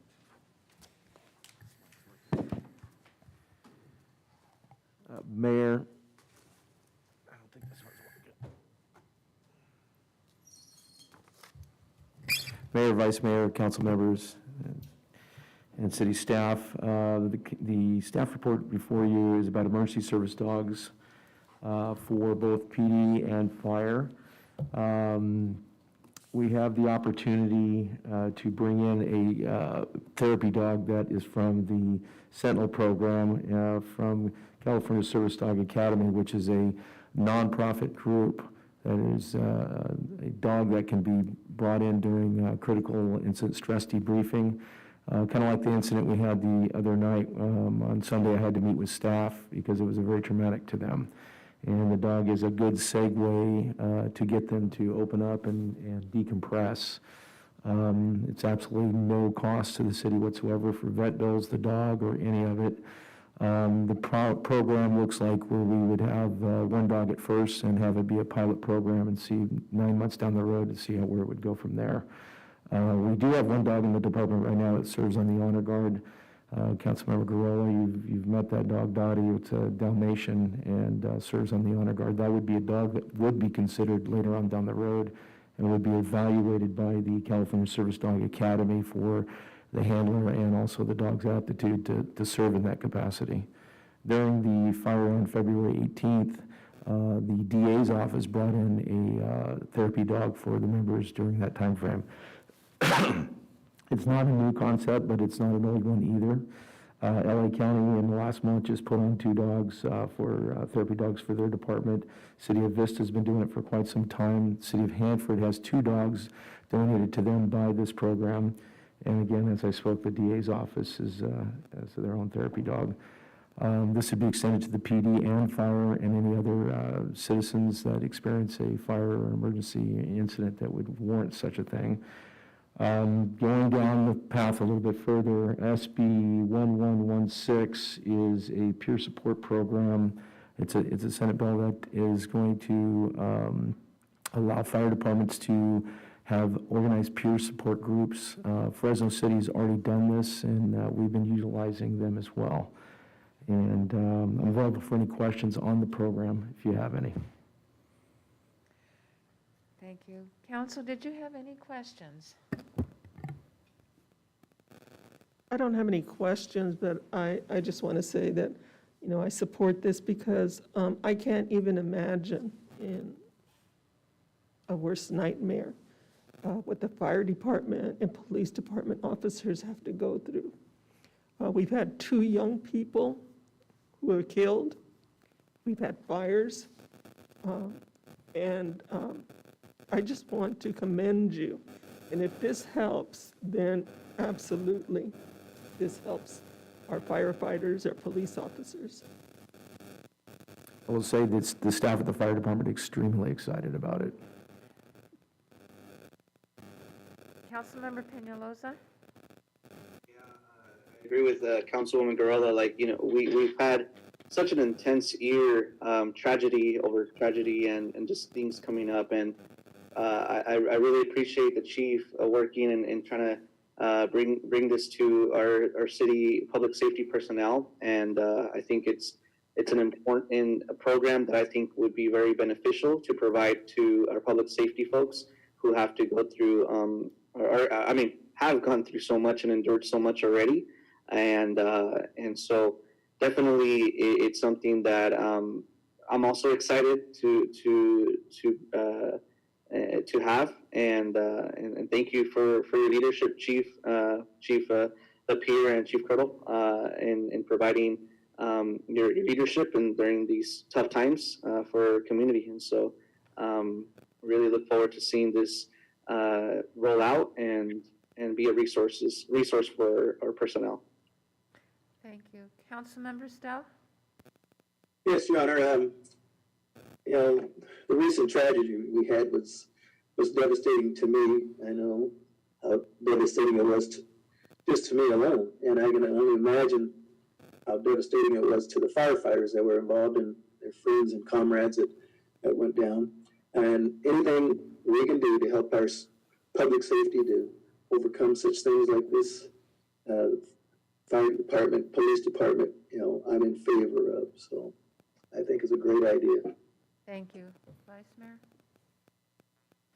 Thank you. Yeah, and there's no doubt that therapy dogs, or for that matter, any of the animals that any of us have grown to love, they provide a certain something that can't be afforded to us by any other means. But in particular, therapy dogs are equipped with the training and the ability to do that at a very high level.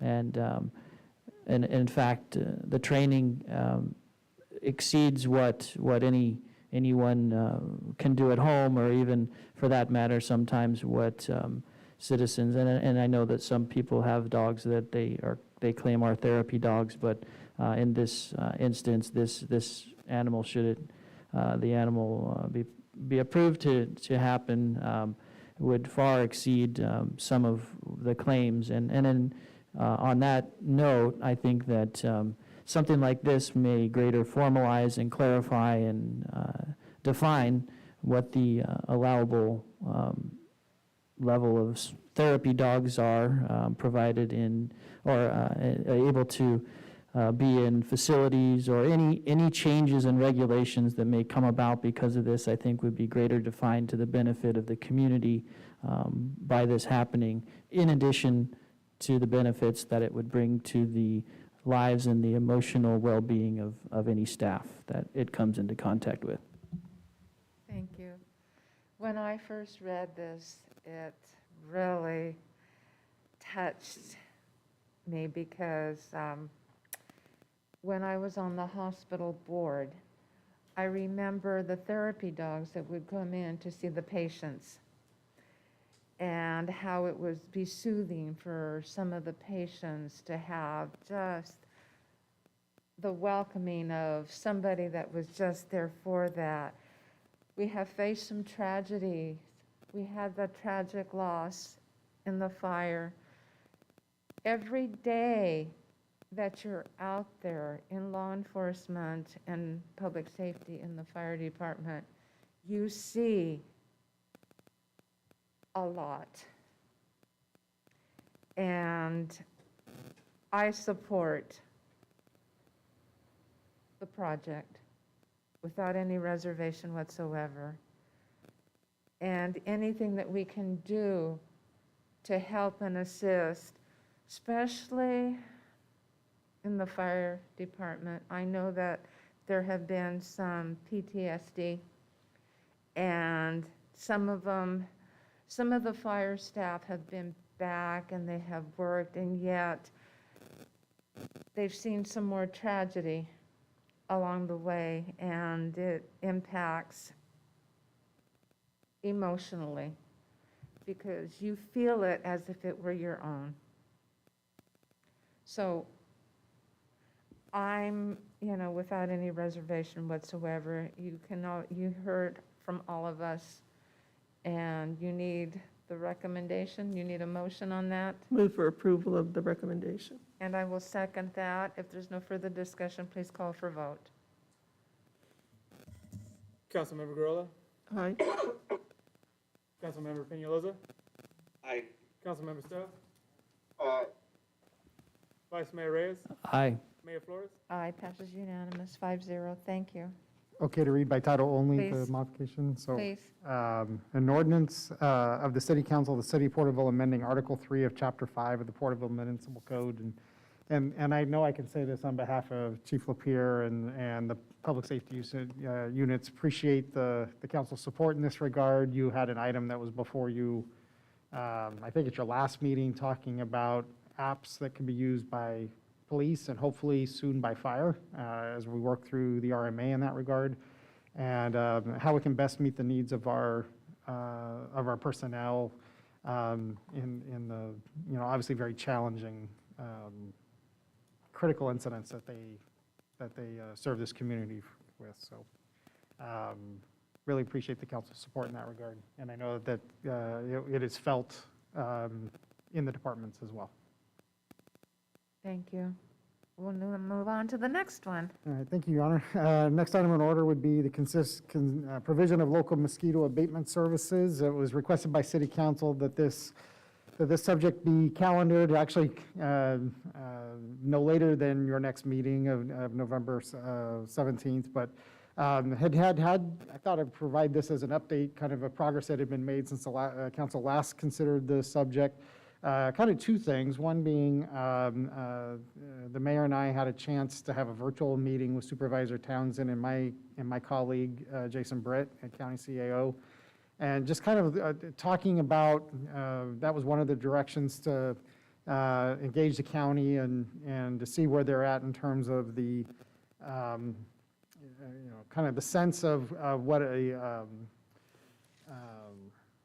annexation would be of the, as is proposed right now, all of the eastern part of Tulare County within the two existing mosquito abatement districts.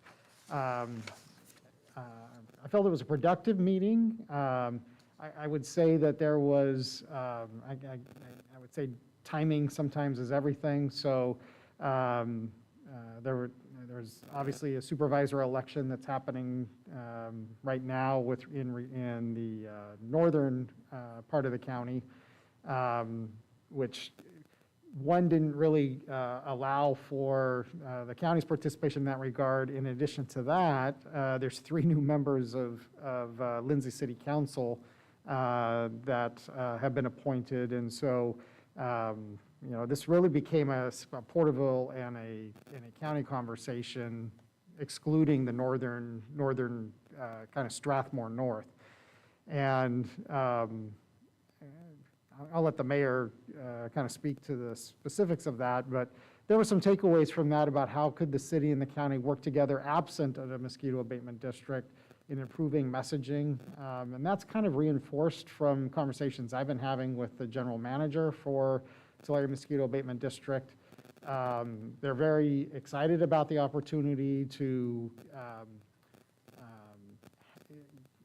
should council be so supportive, to be able to push messaging in the Porterville area. They are, just in my conversations with John Avila, or Mr. Avila with TMAD, a lot of this is, with this new mosquito, is very much at the private property level. And quite candidly, it fits very nicely with our water conservation platforms, which is not to overwater your properties. Overwatering of landscaping is the primary culprit in developing the habitat for this new kind of mosquito. So working on, as part of our urban water management plan and as part of our the phases of our drought water conservation plan, that we incorporate that and it happens to coincide with the season. I will tell you, TMAD's request for service dropped off dramatically when the weather changed. In fact, he called it the phone stopped ringing, and it wasn't because of their successful efforts, it's just that all of a sudden the population doesn't have the temperature to do that. So they do anticipate that restarting again about the May timeframe, which happens to coincide with our water conservation plans. So I provided some information with regards just to what local efforts are, and what's unique here is that traditional mitigation and abatement efforts are not, whether it be, you heard Mr. Avila say that when he was here before, fogging doesn't solve this. But there's a number of different means that they're having to develop, which is really going to a lot more to education and educating a private property owner, especially about not overwatering, as well as don't allow collection. It can be, like you heard him say, it could be as simple as a potted plant that the water is retained, or it could be a piece of trash in a gutter. Anything that stops after a watering day that might stop water and allow it to collect. Even some flowers themselves serves as this breeding ground. So a lot of it's about education and how they can mitigate that. And again, this doesn't correlate back to what has been your more traditional, which is large bodies of water and where we've used mosquito meadows, or we've chlorine tablets in our storm drain systems. This is getting to really at the private property level. And how can we, I know Mr. Knight's already come up with some kind of ideas about, I think he calls it fight the bite kind of stuff, where we could incorporate that as part of our drop message. But that being said, the TMAT is very much wanting to continue conversations. The general manager there is going to actually be retiring, so there's going to be a new manager there. We had a conversation about, how does it look if TMAT has an annexation in Porterville and it doesn't include, it would essentially be an island within the unincorporated area should the if the city were to stand alone. You've seen an estimate of services, which could increase. I mean, Mr. Avila didn't want to be held to 250,000, but that's a number essentially what a mosquito season would be in that 6-month time frame. With that, I'm happy to turn it over to the mayor. She and the supervisor. We had a most of the conversation, and it began to unfold with the fact that citizens in Porterville brought to attention with regard the abundance and an increase in mosquitoes. And there was no denying that there were mosquitoes, and there had been an increase. And with that being said, I asked the question with regard to confirmed cases of the West Nile virus, and I think they were reported out as 5. And however, to contract a West Nile virus, you have to have the underlying medical and health conditions. And there was no denying that.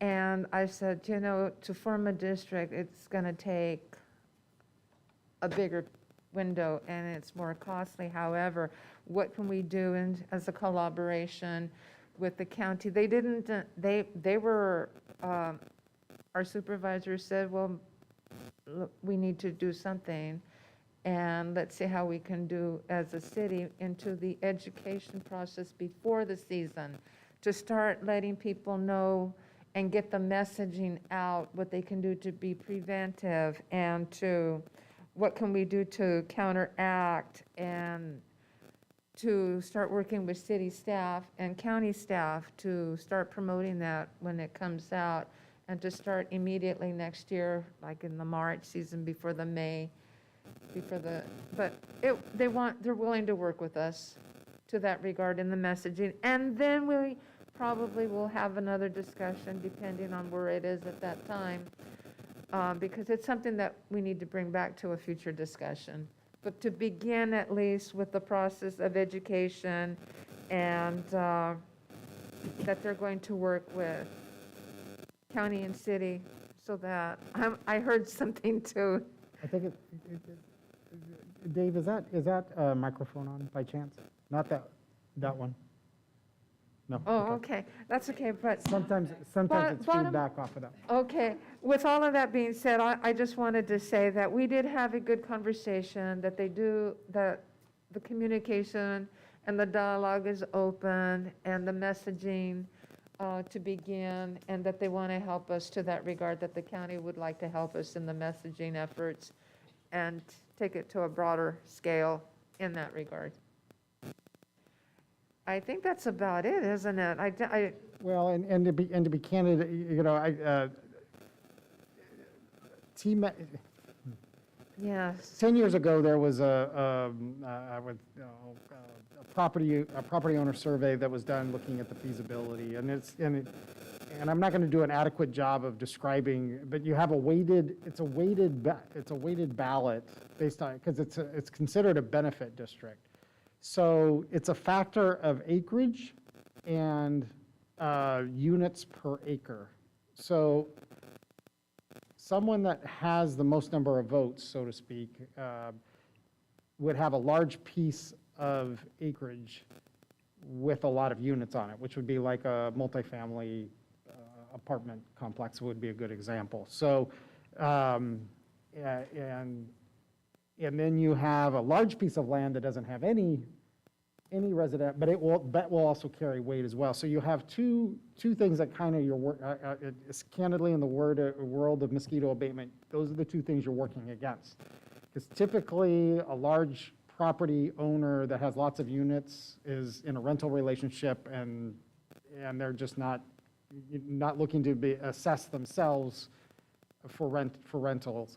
And then secondly, you have let's say it's a piece of land that's, and I think this is the kind of the county's dilemma a little bit, is you got an undeveloped piece of land that's many acres, and they're going to pay an assessment, and there's nobody actually that lives on the property. So, and again, it's a benefit district. So what benefit do they receive by paying an assessment without folks living on the property? So it becomes so in the end, who really you're looking at is the single-family residential, which is, so if you know you have those two, if you take out large undeveloped property and you take out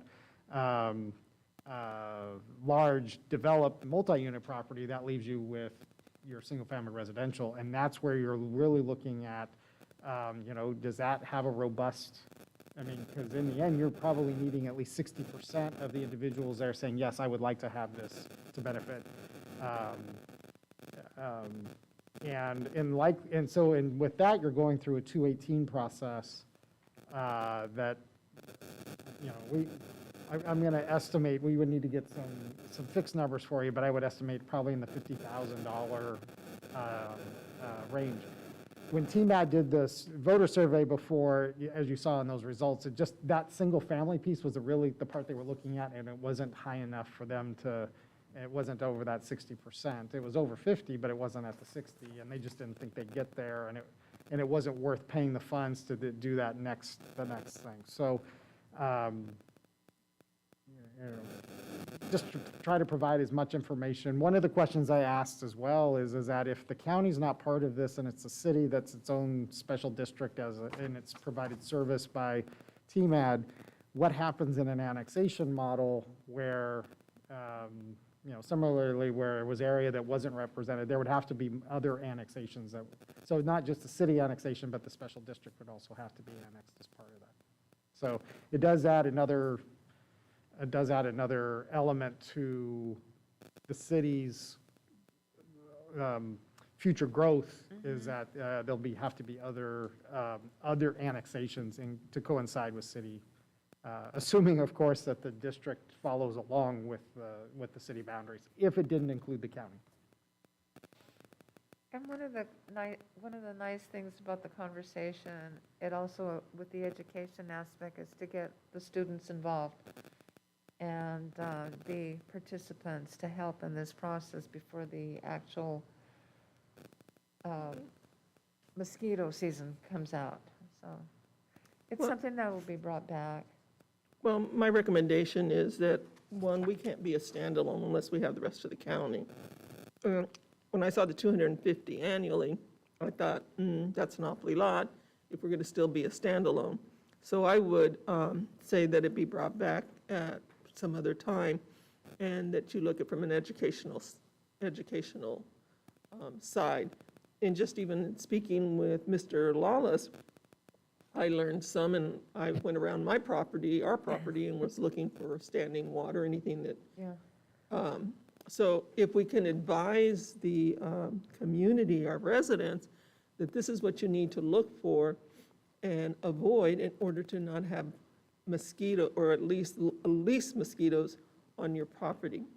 So, and we have until May to do that, so it could even go out with the water bill or something. Yes. that's Yeah, what we and discussed. in a way that we can, in addition to that, how we would, I'll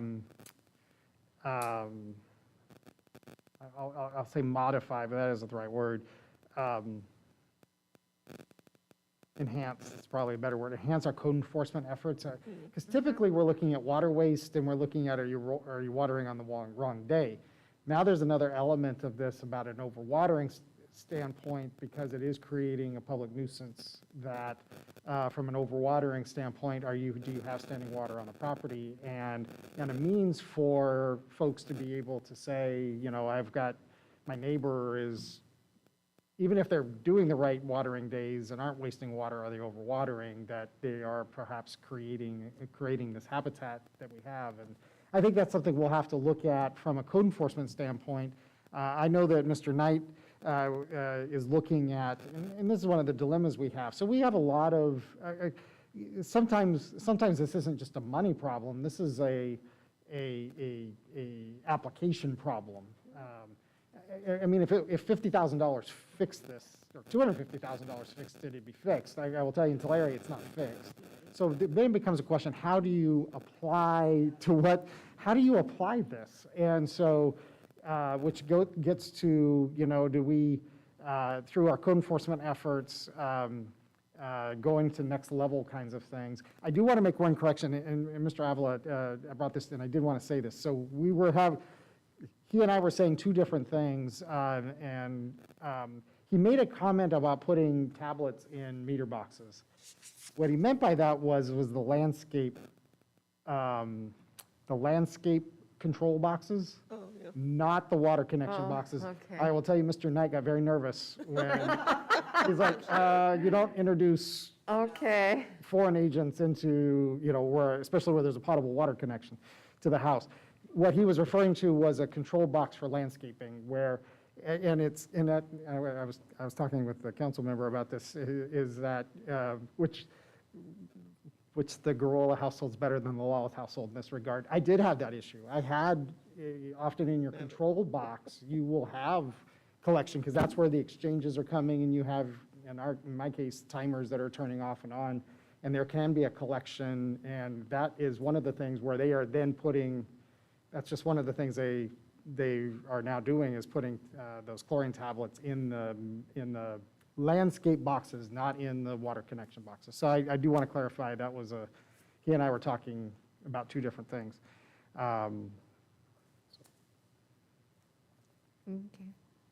Mr. Garola likes to fix leaks right away.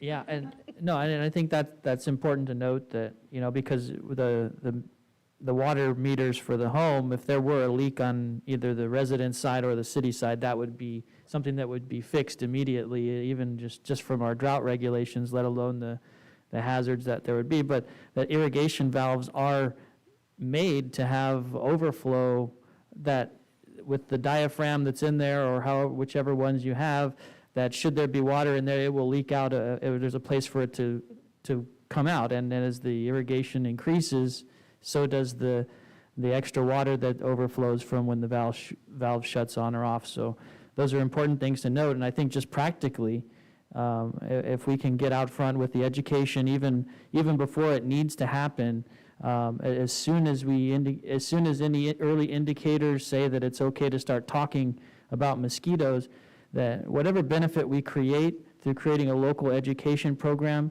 will be universal. Because what will happen is people in other communities will say, look what they're doing. I remember what happened last year. I want to do what they're doing. But guess what? They can anyway, because it'll all be almost voluntary and based off of education and experience, hopefully. So I think this good practical approach will help. And then, beyond that, looking at what other means we have to take. But I appreciate all the thought that's been put into this. Yeah, and it actually was a really good, I would say, interactive conversation, because I'll use my son as an example. So there's yeast, you heard reference yeast traps. Well, you can develop a yeast trap using a two-liter bottle of soda that you cut in half, invert it, and then there's a mixture. And I think the vice mayor has some experiences as well. And there may be the ability for, as we talked about the different pathways or the academies that are in town, is that many of them are looking for internship opportunities or work projects, that this is something that could be, and even in Zoom, designs of these could be designed, and who knows where we'll be in the spring. But these are things that can be done by students, as well as the gentleman from Mr. Avila kind of liked the idea of kids doing if they were allowed, going on to inspecting a property to help folks understand water conservation and, whether it's the Environmental Sciences Academy or the Emerging Ag Technology, there's varieties of academies, and like my son is in Engineering Academy, it was it was kind of he built 3 of them, and it, I would say, made a difference. Of course, there's other things that you can do as well, which was try to eliminate your water sources, and you'll find them if potentially. So, but we did.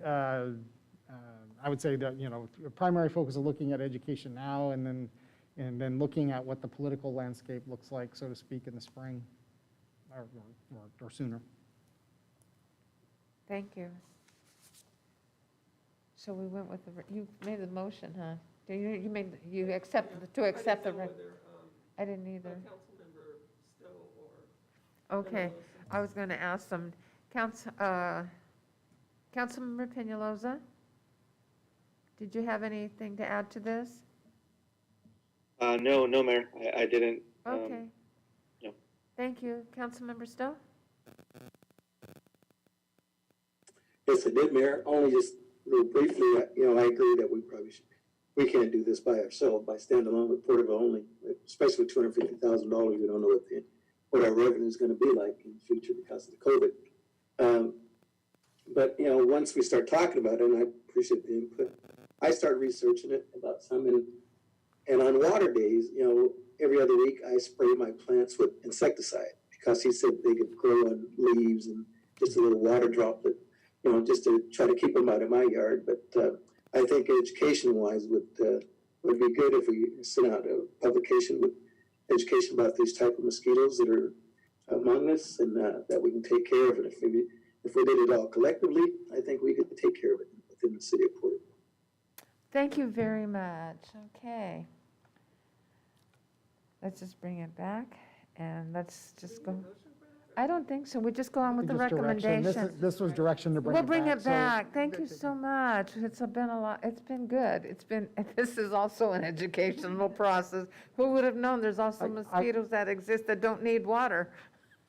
I do want to say this. There's certain things I learned. I say this. I learned something every day. I learned what a hatch was. And a hatch is a group of chickens that are put together, apparently, and that's how they do West Nile virus testing. So they'll take a group of chickens, and then they test the chickens, and that's how they identify where there is West Nile virus. So that is one of the pieces that I do want to know more about. I would call these, ways for you to have a general idea of what your experience is with regards to mosquitoes. So I just find that interesting. Thank you. Okay. Learn stuff, some new stuff. We go on to the next. Yeah, thank you, Your Honor. The final scheduled matter this evening is your regular status and review of your proclamation of local emergency and COVID. And I'll be brief. There really isn't any new, I would say, looking to the council for any particular direction. But I did want to highlight a couple of things, and I know that Mike Knight and Maria, and you had your quarterly financial. One of the executive orders, and this really isn't in your power, but the executive order talked about the not shutting off of utilities or water, specifically water, during COVID. And that's an existing executive order that remains.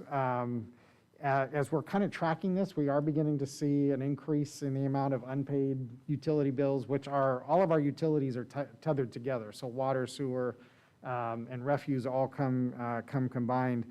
We are approaching $1 million right now in unpaid utility bills, which is broken down about $500,000 in water, 300,000 in refuse, and 200,000 in sewer.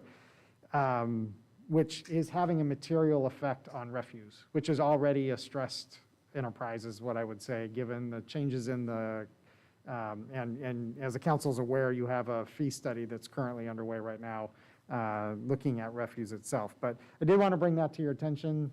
You couldn't start turnoffs tomorrow if you wanted to. That is subject to the executive order. This isn't just, this has been being brought to the governor's attention. It's not Porterville. Any of the water utilities are dealing with this kind of situation right now, and the black hole that's being created with overdue utility bills. The general report is from Halloween that it was fairly quiet. That folks messaging about not out trick-or-treating or those sorts of things. We had a local event here, drive-through event, that seemed very popular. I drove by to check it out, and it had a fair number of respondents to it. But did have that. But certainly gatherings are what is being seen as the driver of cases, which if today's report came out from the county that positivity is up, as well as cases per 100,000. So positivity has gone up about 0.5% from 4.6 to 5.1, and right now cases per 100,000 has grown 1%, so it's now up over 9%. So certainly looking at some continuing challenges in that regard. Under Project Room Key, there's now, out of the 133 rooms that are available, there's 82 that are occupied, so still a fair number of rooms that are available. As indicated in your report, with the Navigation Center coming in and a variety of other factors, Helping Hands decided to close its operation this month. The Navigation Center is providing meals, and I think there was probably some competition, I would say, between the two, where Helping Hands saw reduced service happening at it. So made a determination to close its doors at the end of last month, pardon me. And speaking of the Navigation Center, it's hopeful that this week that the fire monitoring and alarm monitoring and suppression system will be complete and final by the end of this week. Still working in that regard. I anticipated talking about some state changes, but again, that did not, the state and governor didn't make any changes today or make any announcements with regards to tiers given the election today, so that's been postponed until tomorrow. So there may, stay tuned, there may be changes that come with either statewide operations or tiers that are occurring. From a school standpoint, as is indicated in the report, that you've had St. Anne's, Hope School, Rockford, and Pleasant View. And then today was learned that Burton received their state approval today. So would anticipate Burton Elementary Schools probably returning to returning to school in some timeframe. Porterville Unified is still waiting on county approval for their waivers. And then kind of just following up on the veterans building and OptumServe testing site, there was some concern it would end at the end of October. That's been extended through the end of November. And they're working on the new agreement between the county and OptumServe now that would have both the regular testing facility as well as having mobile sites. So they're talking about trying to keep test volume up is having mobile events in addition. So you may see fewer days that the veteran, so instead of five days a week, it might go to 3, and then 2 of those days would be mobile events, perhaps at Porterville College, City of Porterville, at large Walmart distribution, ways in scheduling to get large volume of testing done instead of having, go out to them as a combination of going out to them versus coming to us. So, and then a piece of good news, I'm told, I don't know if anybody's gone through it, I'm told they're no longer doing the brain scan or the swabs, that it's now the swirly.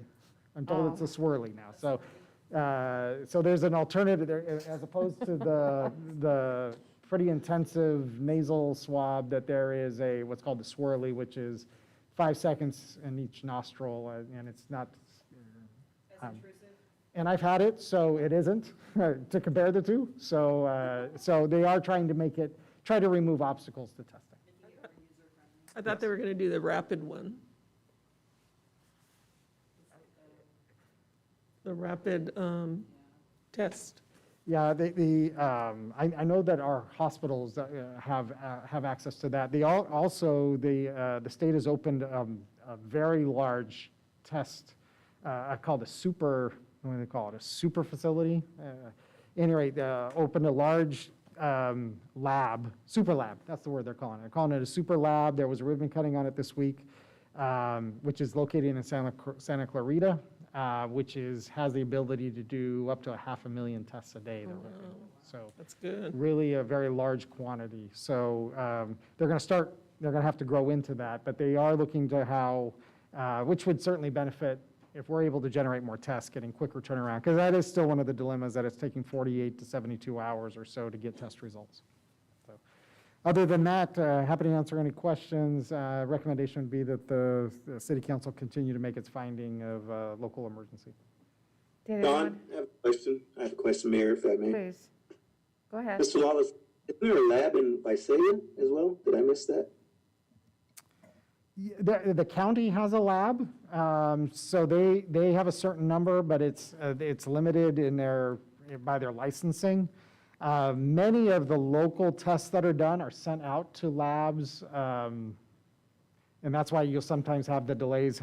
In fact, that's one of the questions of if the lab is in, and one of the coordinating efforts right now is amongst the Central Valley counties, because if you're following the cases, Central Valley's kind of behind the rest of the state. Can the Central Valley counties work together in the collection of tests and have a transporting agreement to Santa Clarita and back, or at least get it to Santa Clarita so you can get the results read. There are some challenges that they're, I would say, trying to work out the bugs of the system, but they are looking at how the Central Valley counties can work together to basically pick up all the tests and get them every day to Santa Clarita, so then the results can come back. So in answer to your question, Council Member, there is some tests that are done in county. The largest majority of them are not done. In fact, I believe they're done out of state. So they're transported, those tests are done, and then those results come back, and that's what's leading to this 2 or 3 day delay in large part. Councilmember Peñalosa, did you have anything? Yeah, I did, Mayor. I had a question, and this is just because of comments that I've heard, but in relation to complaints and on gatherings. When it comes to COVID-19 gatherings, we go on a complaint basis. Is that correct? Just want to make sure that's how we're not out there looking for folks intentionally, I guess, but it's based on complaints, or can the staff just provide, I guess it's a question that I just wanted to be clear as how it works whenever we have folks that are, gathering, and how that works, that whole process in regards to us having code enforcement go out there, PD go out there, and how that all works. But yeah. Well, certainly this has become much more challenging after the state said that you could have 3 households together outdoors, and there's no specified number. It's just 3 households, and I mean, the enforcement of this is going to be nearly impossible. I would say the largest proactive measure, I would say, is in public spaces, that they're, you don't see a congregation like this, and in fact, the council's not opened its parks or playgrounds in light of these things, as is many others because of the enforceability problems. Where this really becomes challenging at the residential level, and how do you differentiate whose household and how many, because there's no number. So the enforceability of this is really, I wish I could give you a better answer. Are you wanting to know what a police officer or a code enforcement officer? I mean, generally it's probably going to be a police officer, and they're going to go to a house that's got 30 people at it and go, okay, so whose household is whose here? It's going to be the egregious situations. That's where it's clear, right, that there's more than 3 families, and, where you have 100 people. We are receiving complaints, and PD is responding. Yeah, and I guess it comes from the fact that, people are saying that we're picking and choosing who we're, going after, in a way, I guess in quotations. And so I just want to make sure it's clear that it's not like a pick and choose, that we're like just going and choosing who is able to have a large gathering. I mean, if there's a complaint and PD goes out there and it's a large gathering, they're going to get a warning. Is that correct?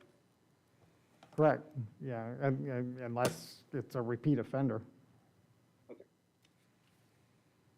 Thank you. When they go out there, do they just get a warning, or do they disperse the crowd, or? I'm going to defer to Chief Crodel. I mean, I get 10,000-foot kinds of reports, but maybe Chief Crodel can speak more to the specific. I can, and thank you, Mr. Wallace.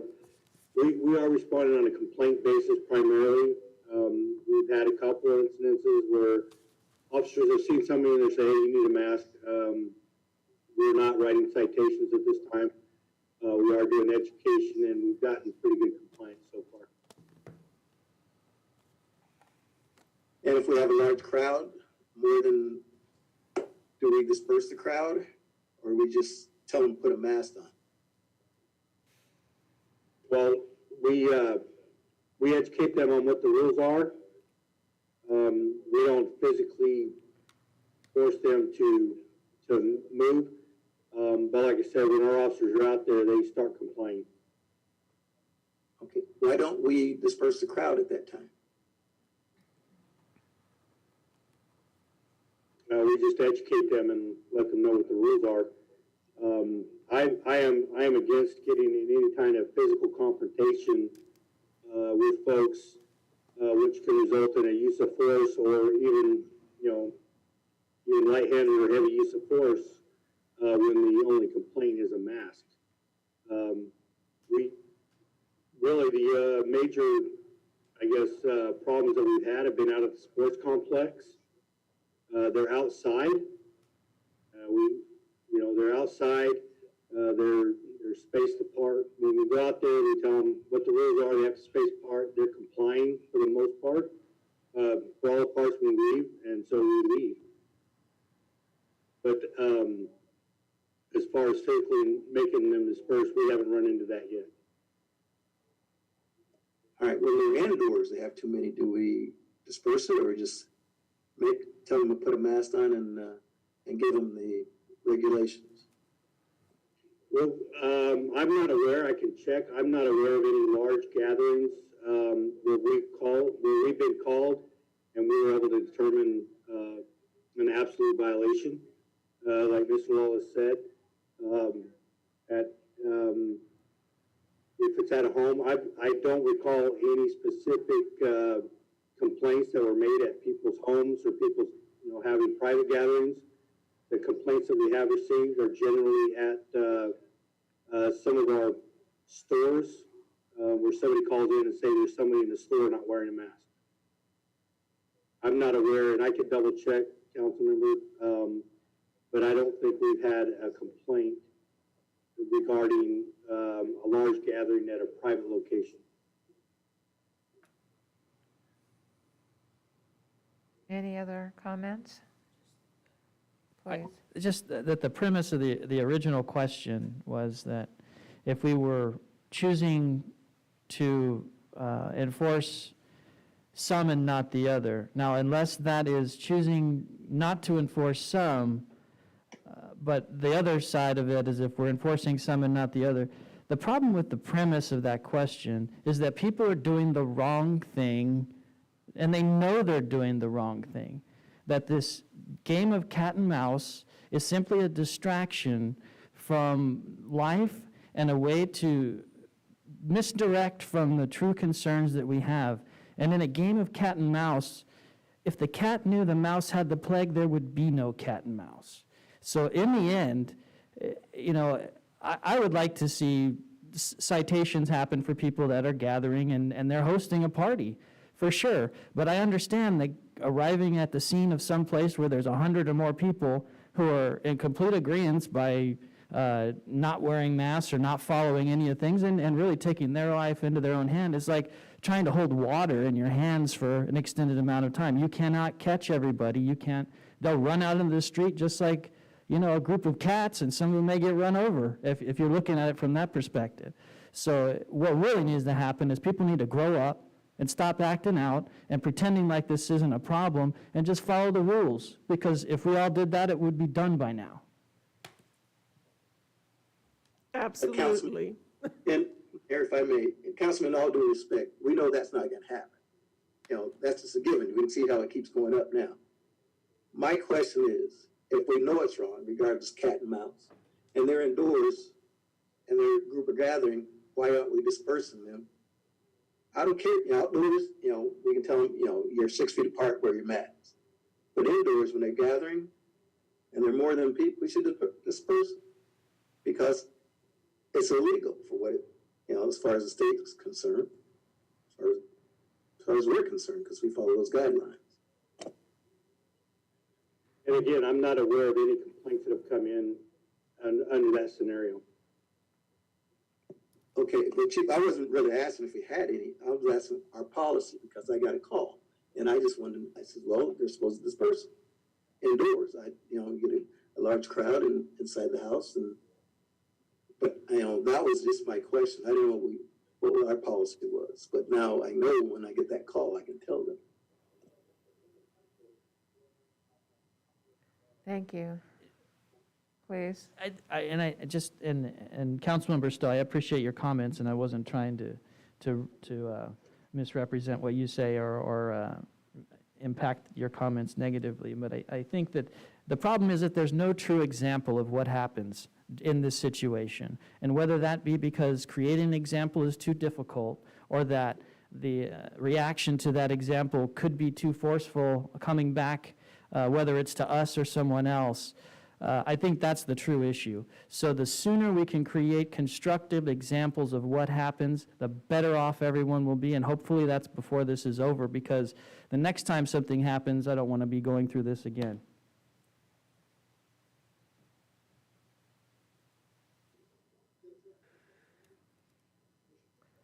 Okay, council.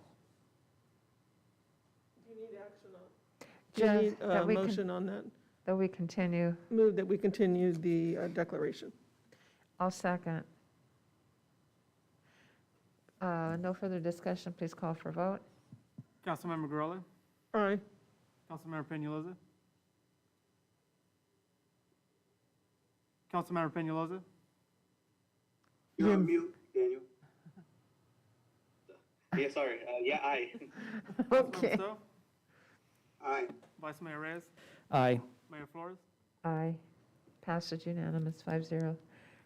We will now go into oral communications. Is there anyone that would like to come forth for oral communications? Good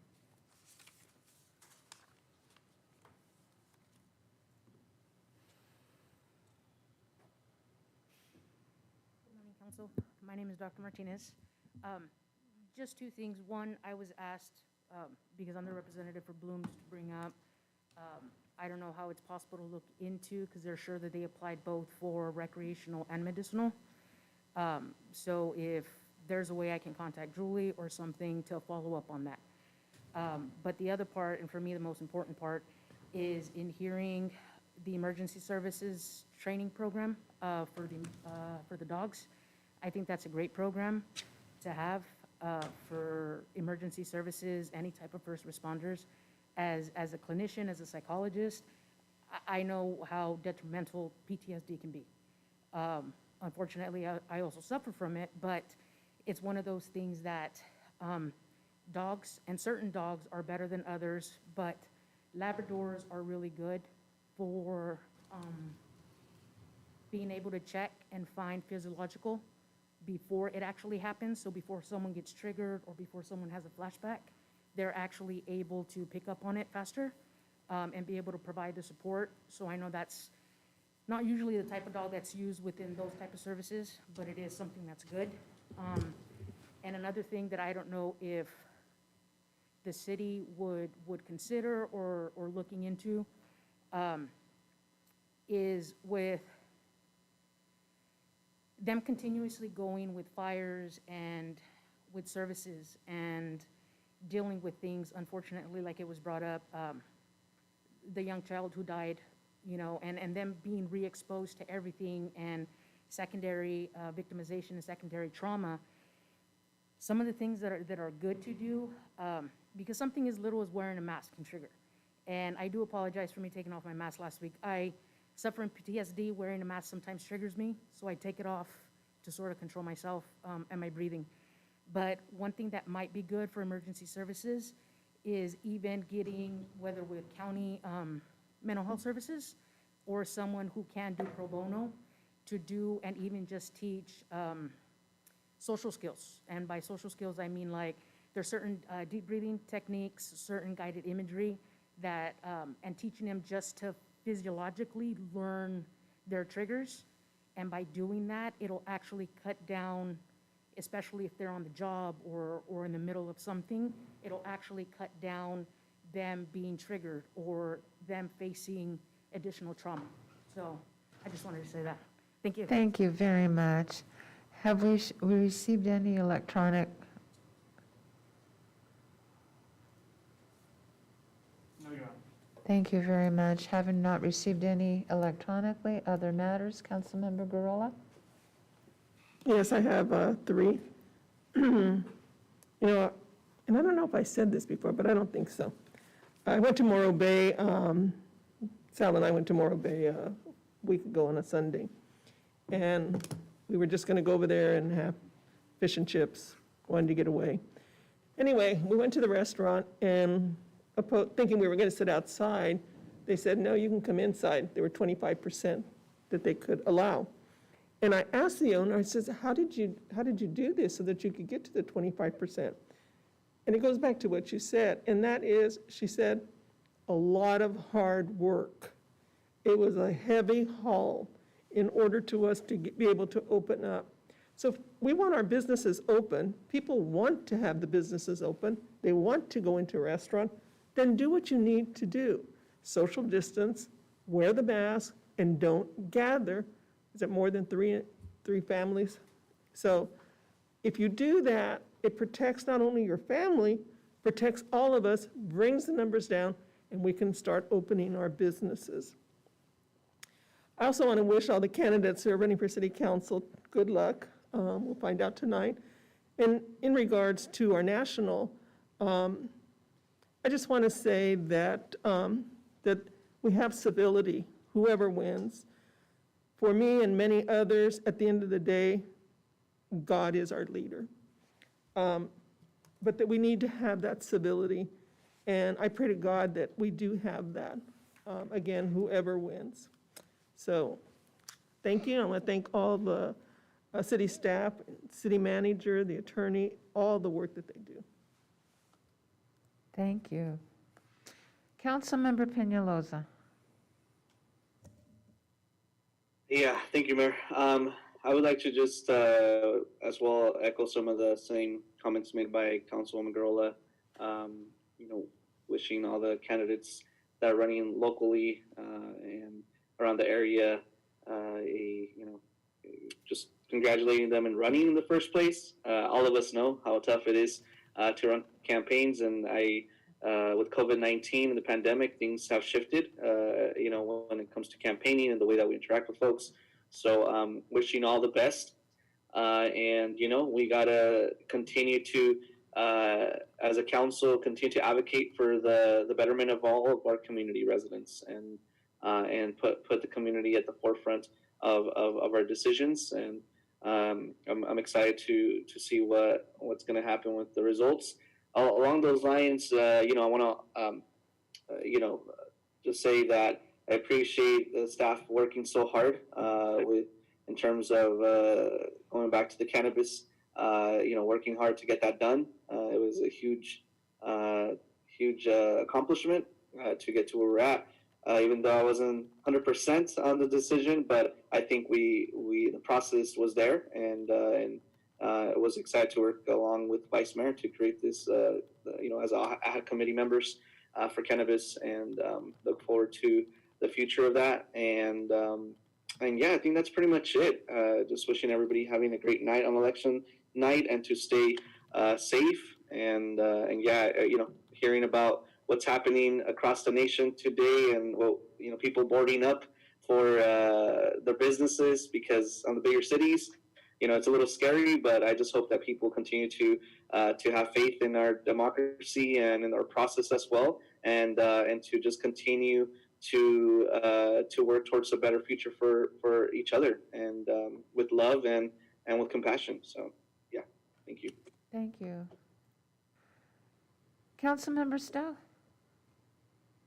Well, I too want to kind of have best wishes and congratulations to all the candidates who are running. I appreciate them running for the council position, because we do need people that are involved in our community. However, whatever the outcome is for the national, is that not just have faith in our democracy, but have faith in God, because when it all comes down to it, He's in charge anyway. Other than that, everybody have a good night, and God bless you. Thank you. Vice Mayor. Thank you. I'll kind of add to what Councilmember Peñalosa said. I definitely appreciate all the effort that the staff has put into the multitude of things that we've been tasked with doing lately, whether it's the cannabis ad hoc and all the decisions that came after, whether it's the COVID ad hoc that is trying to figure out how to navigate things, or whether it's just the public safety and the folks that are out there trying to do the job the best that they can. And I know full well that I'm not asking that anybody do any extra things other than what they can really afford to do with their time and their energy and their ability to stay safe.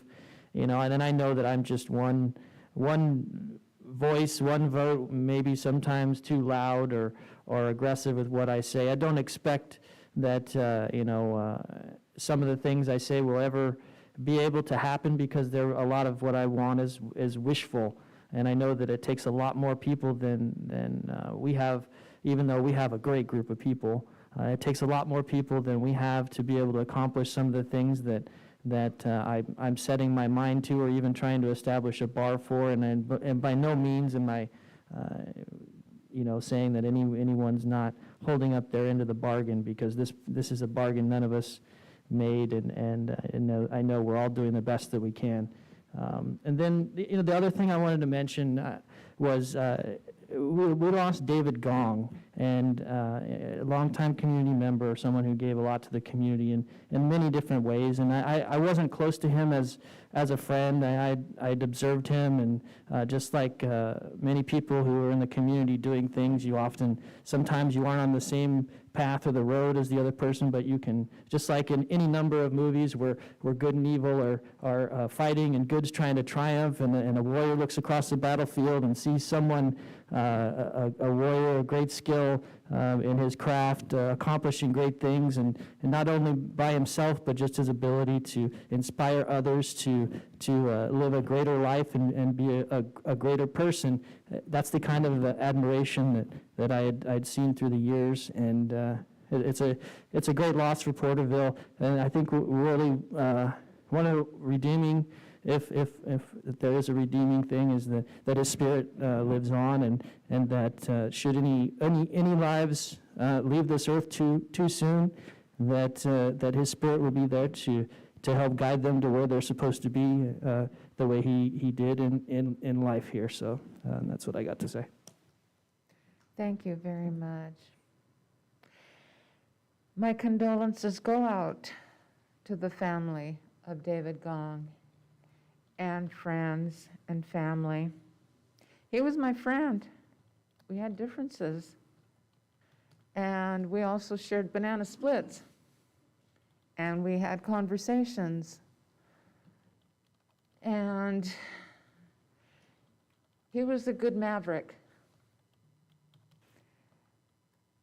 There were decisions that he made, and he was very direct and to the point, but he also had a heart. He touched a lot of children's lives in the efforts that he made. He did everything that he could to help beyond. I just have to say that every time that I saw him in the community and we were out and about, it was always very cordial to me. I can't imagine, again, as a mother, you never want to see your children leave before you.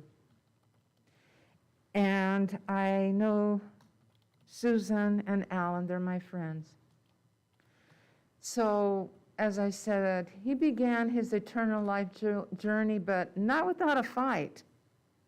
He was determined. And he made his decisions, and they were to be respected. When I first saw the news, my heart was heavy. I was deeply saddened. But I'm also saddened by the many lives that have been taken before us through tragedy. And I shared earlier the tragedy of that young lady, the young person that was taken in such a selfless act, and it was by a drunk driver. And I can't imagine losing a child in the safety of their own home, going to sleep at night, and having something so horrific as that. I am also saddened by the lives that have been lost to the illnesses and to cancer and to the victims of domestic violence. I can't imagine this does happen. But as we work toward the resiliency of our city, I give you, and I've said it already earlier, fortitude, and to hold that in your heart, that we will come through it, and we will face the challenges that are faced before us as we continue to work. I applaud and commend every person that decided to run for office in every jurisdiction, school district, hospital, city council, county, board of supervisors, state, everywhere, nationwide. It takes a lot to put yourself in the forefront and to do it in the best interest of all members of that community. Mr. Lawless, I always look at you and I always say, you carry a lot of weight on your shoulders. You do. but you do it with everybody that is here with you. It does not go unnoticed. I am pleased to see that the people on the screen voluntarily showed up without me doing the roll call, but not Maria. I do see a name. Maria does not show her face on here. Can you hear me, Maria? Unmute yourself and just tell me that you're there. No contact. Oh, thank you to each and every one of you for freely doing that and coming on there toward the end. I really appreciate that, but so does council. To the staff people that are here this evening, thank you so much for everything that you do. Your work does not go unnoticed. And the gentleman that's sitting in the back, our police officer, thank you so much. Okay, Mr. Lawless.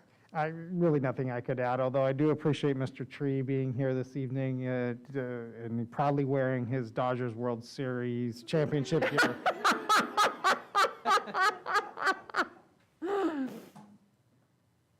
Okay, you guys like to say anything this evening? No? Nothing over there? Oh, you do? Okay. The first dog that's going to be, it's going to be a golden retriever. It's an it's an English cream retriever, and his name is going to be Gardner, after Chief Gardner, which served for 54 years for the city of Porterville, longest serving chief, first paid, full-time paid fire chief.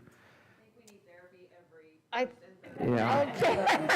And we'll bring him in when it's time. Thank you so much. All right. It is 9:20. Meeting is adjourned. Thank you, everyone. Good night. Good night, everybody.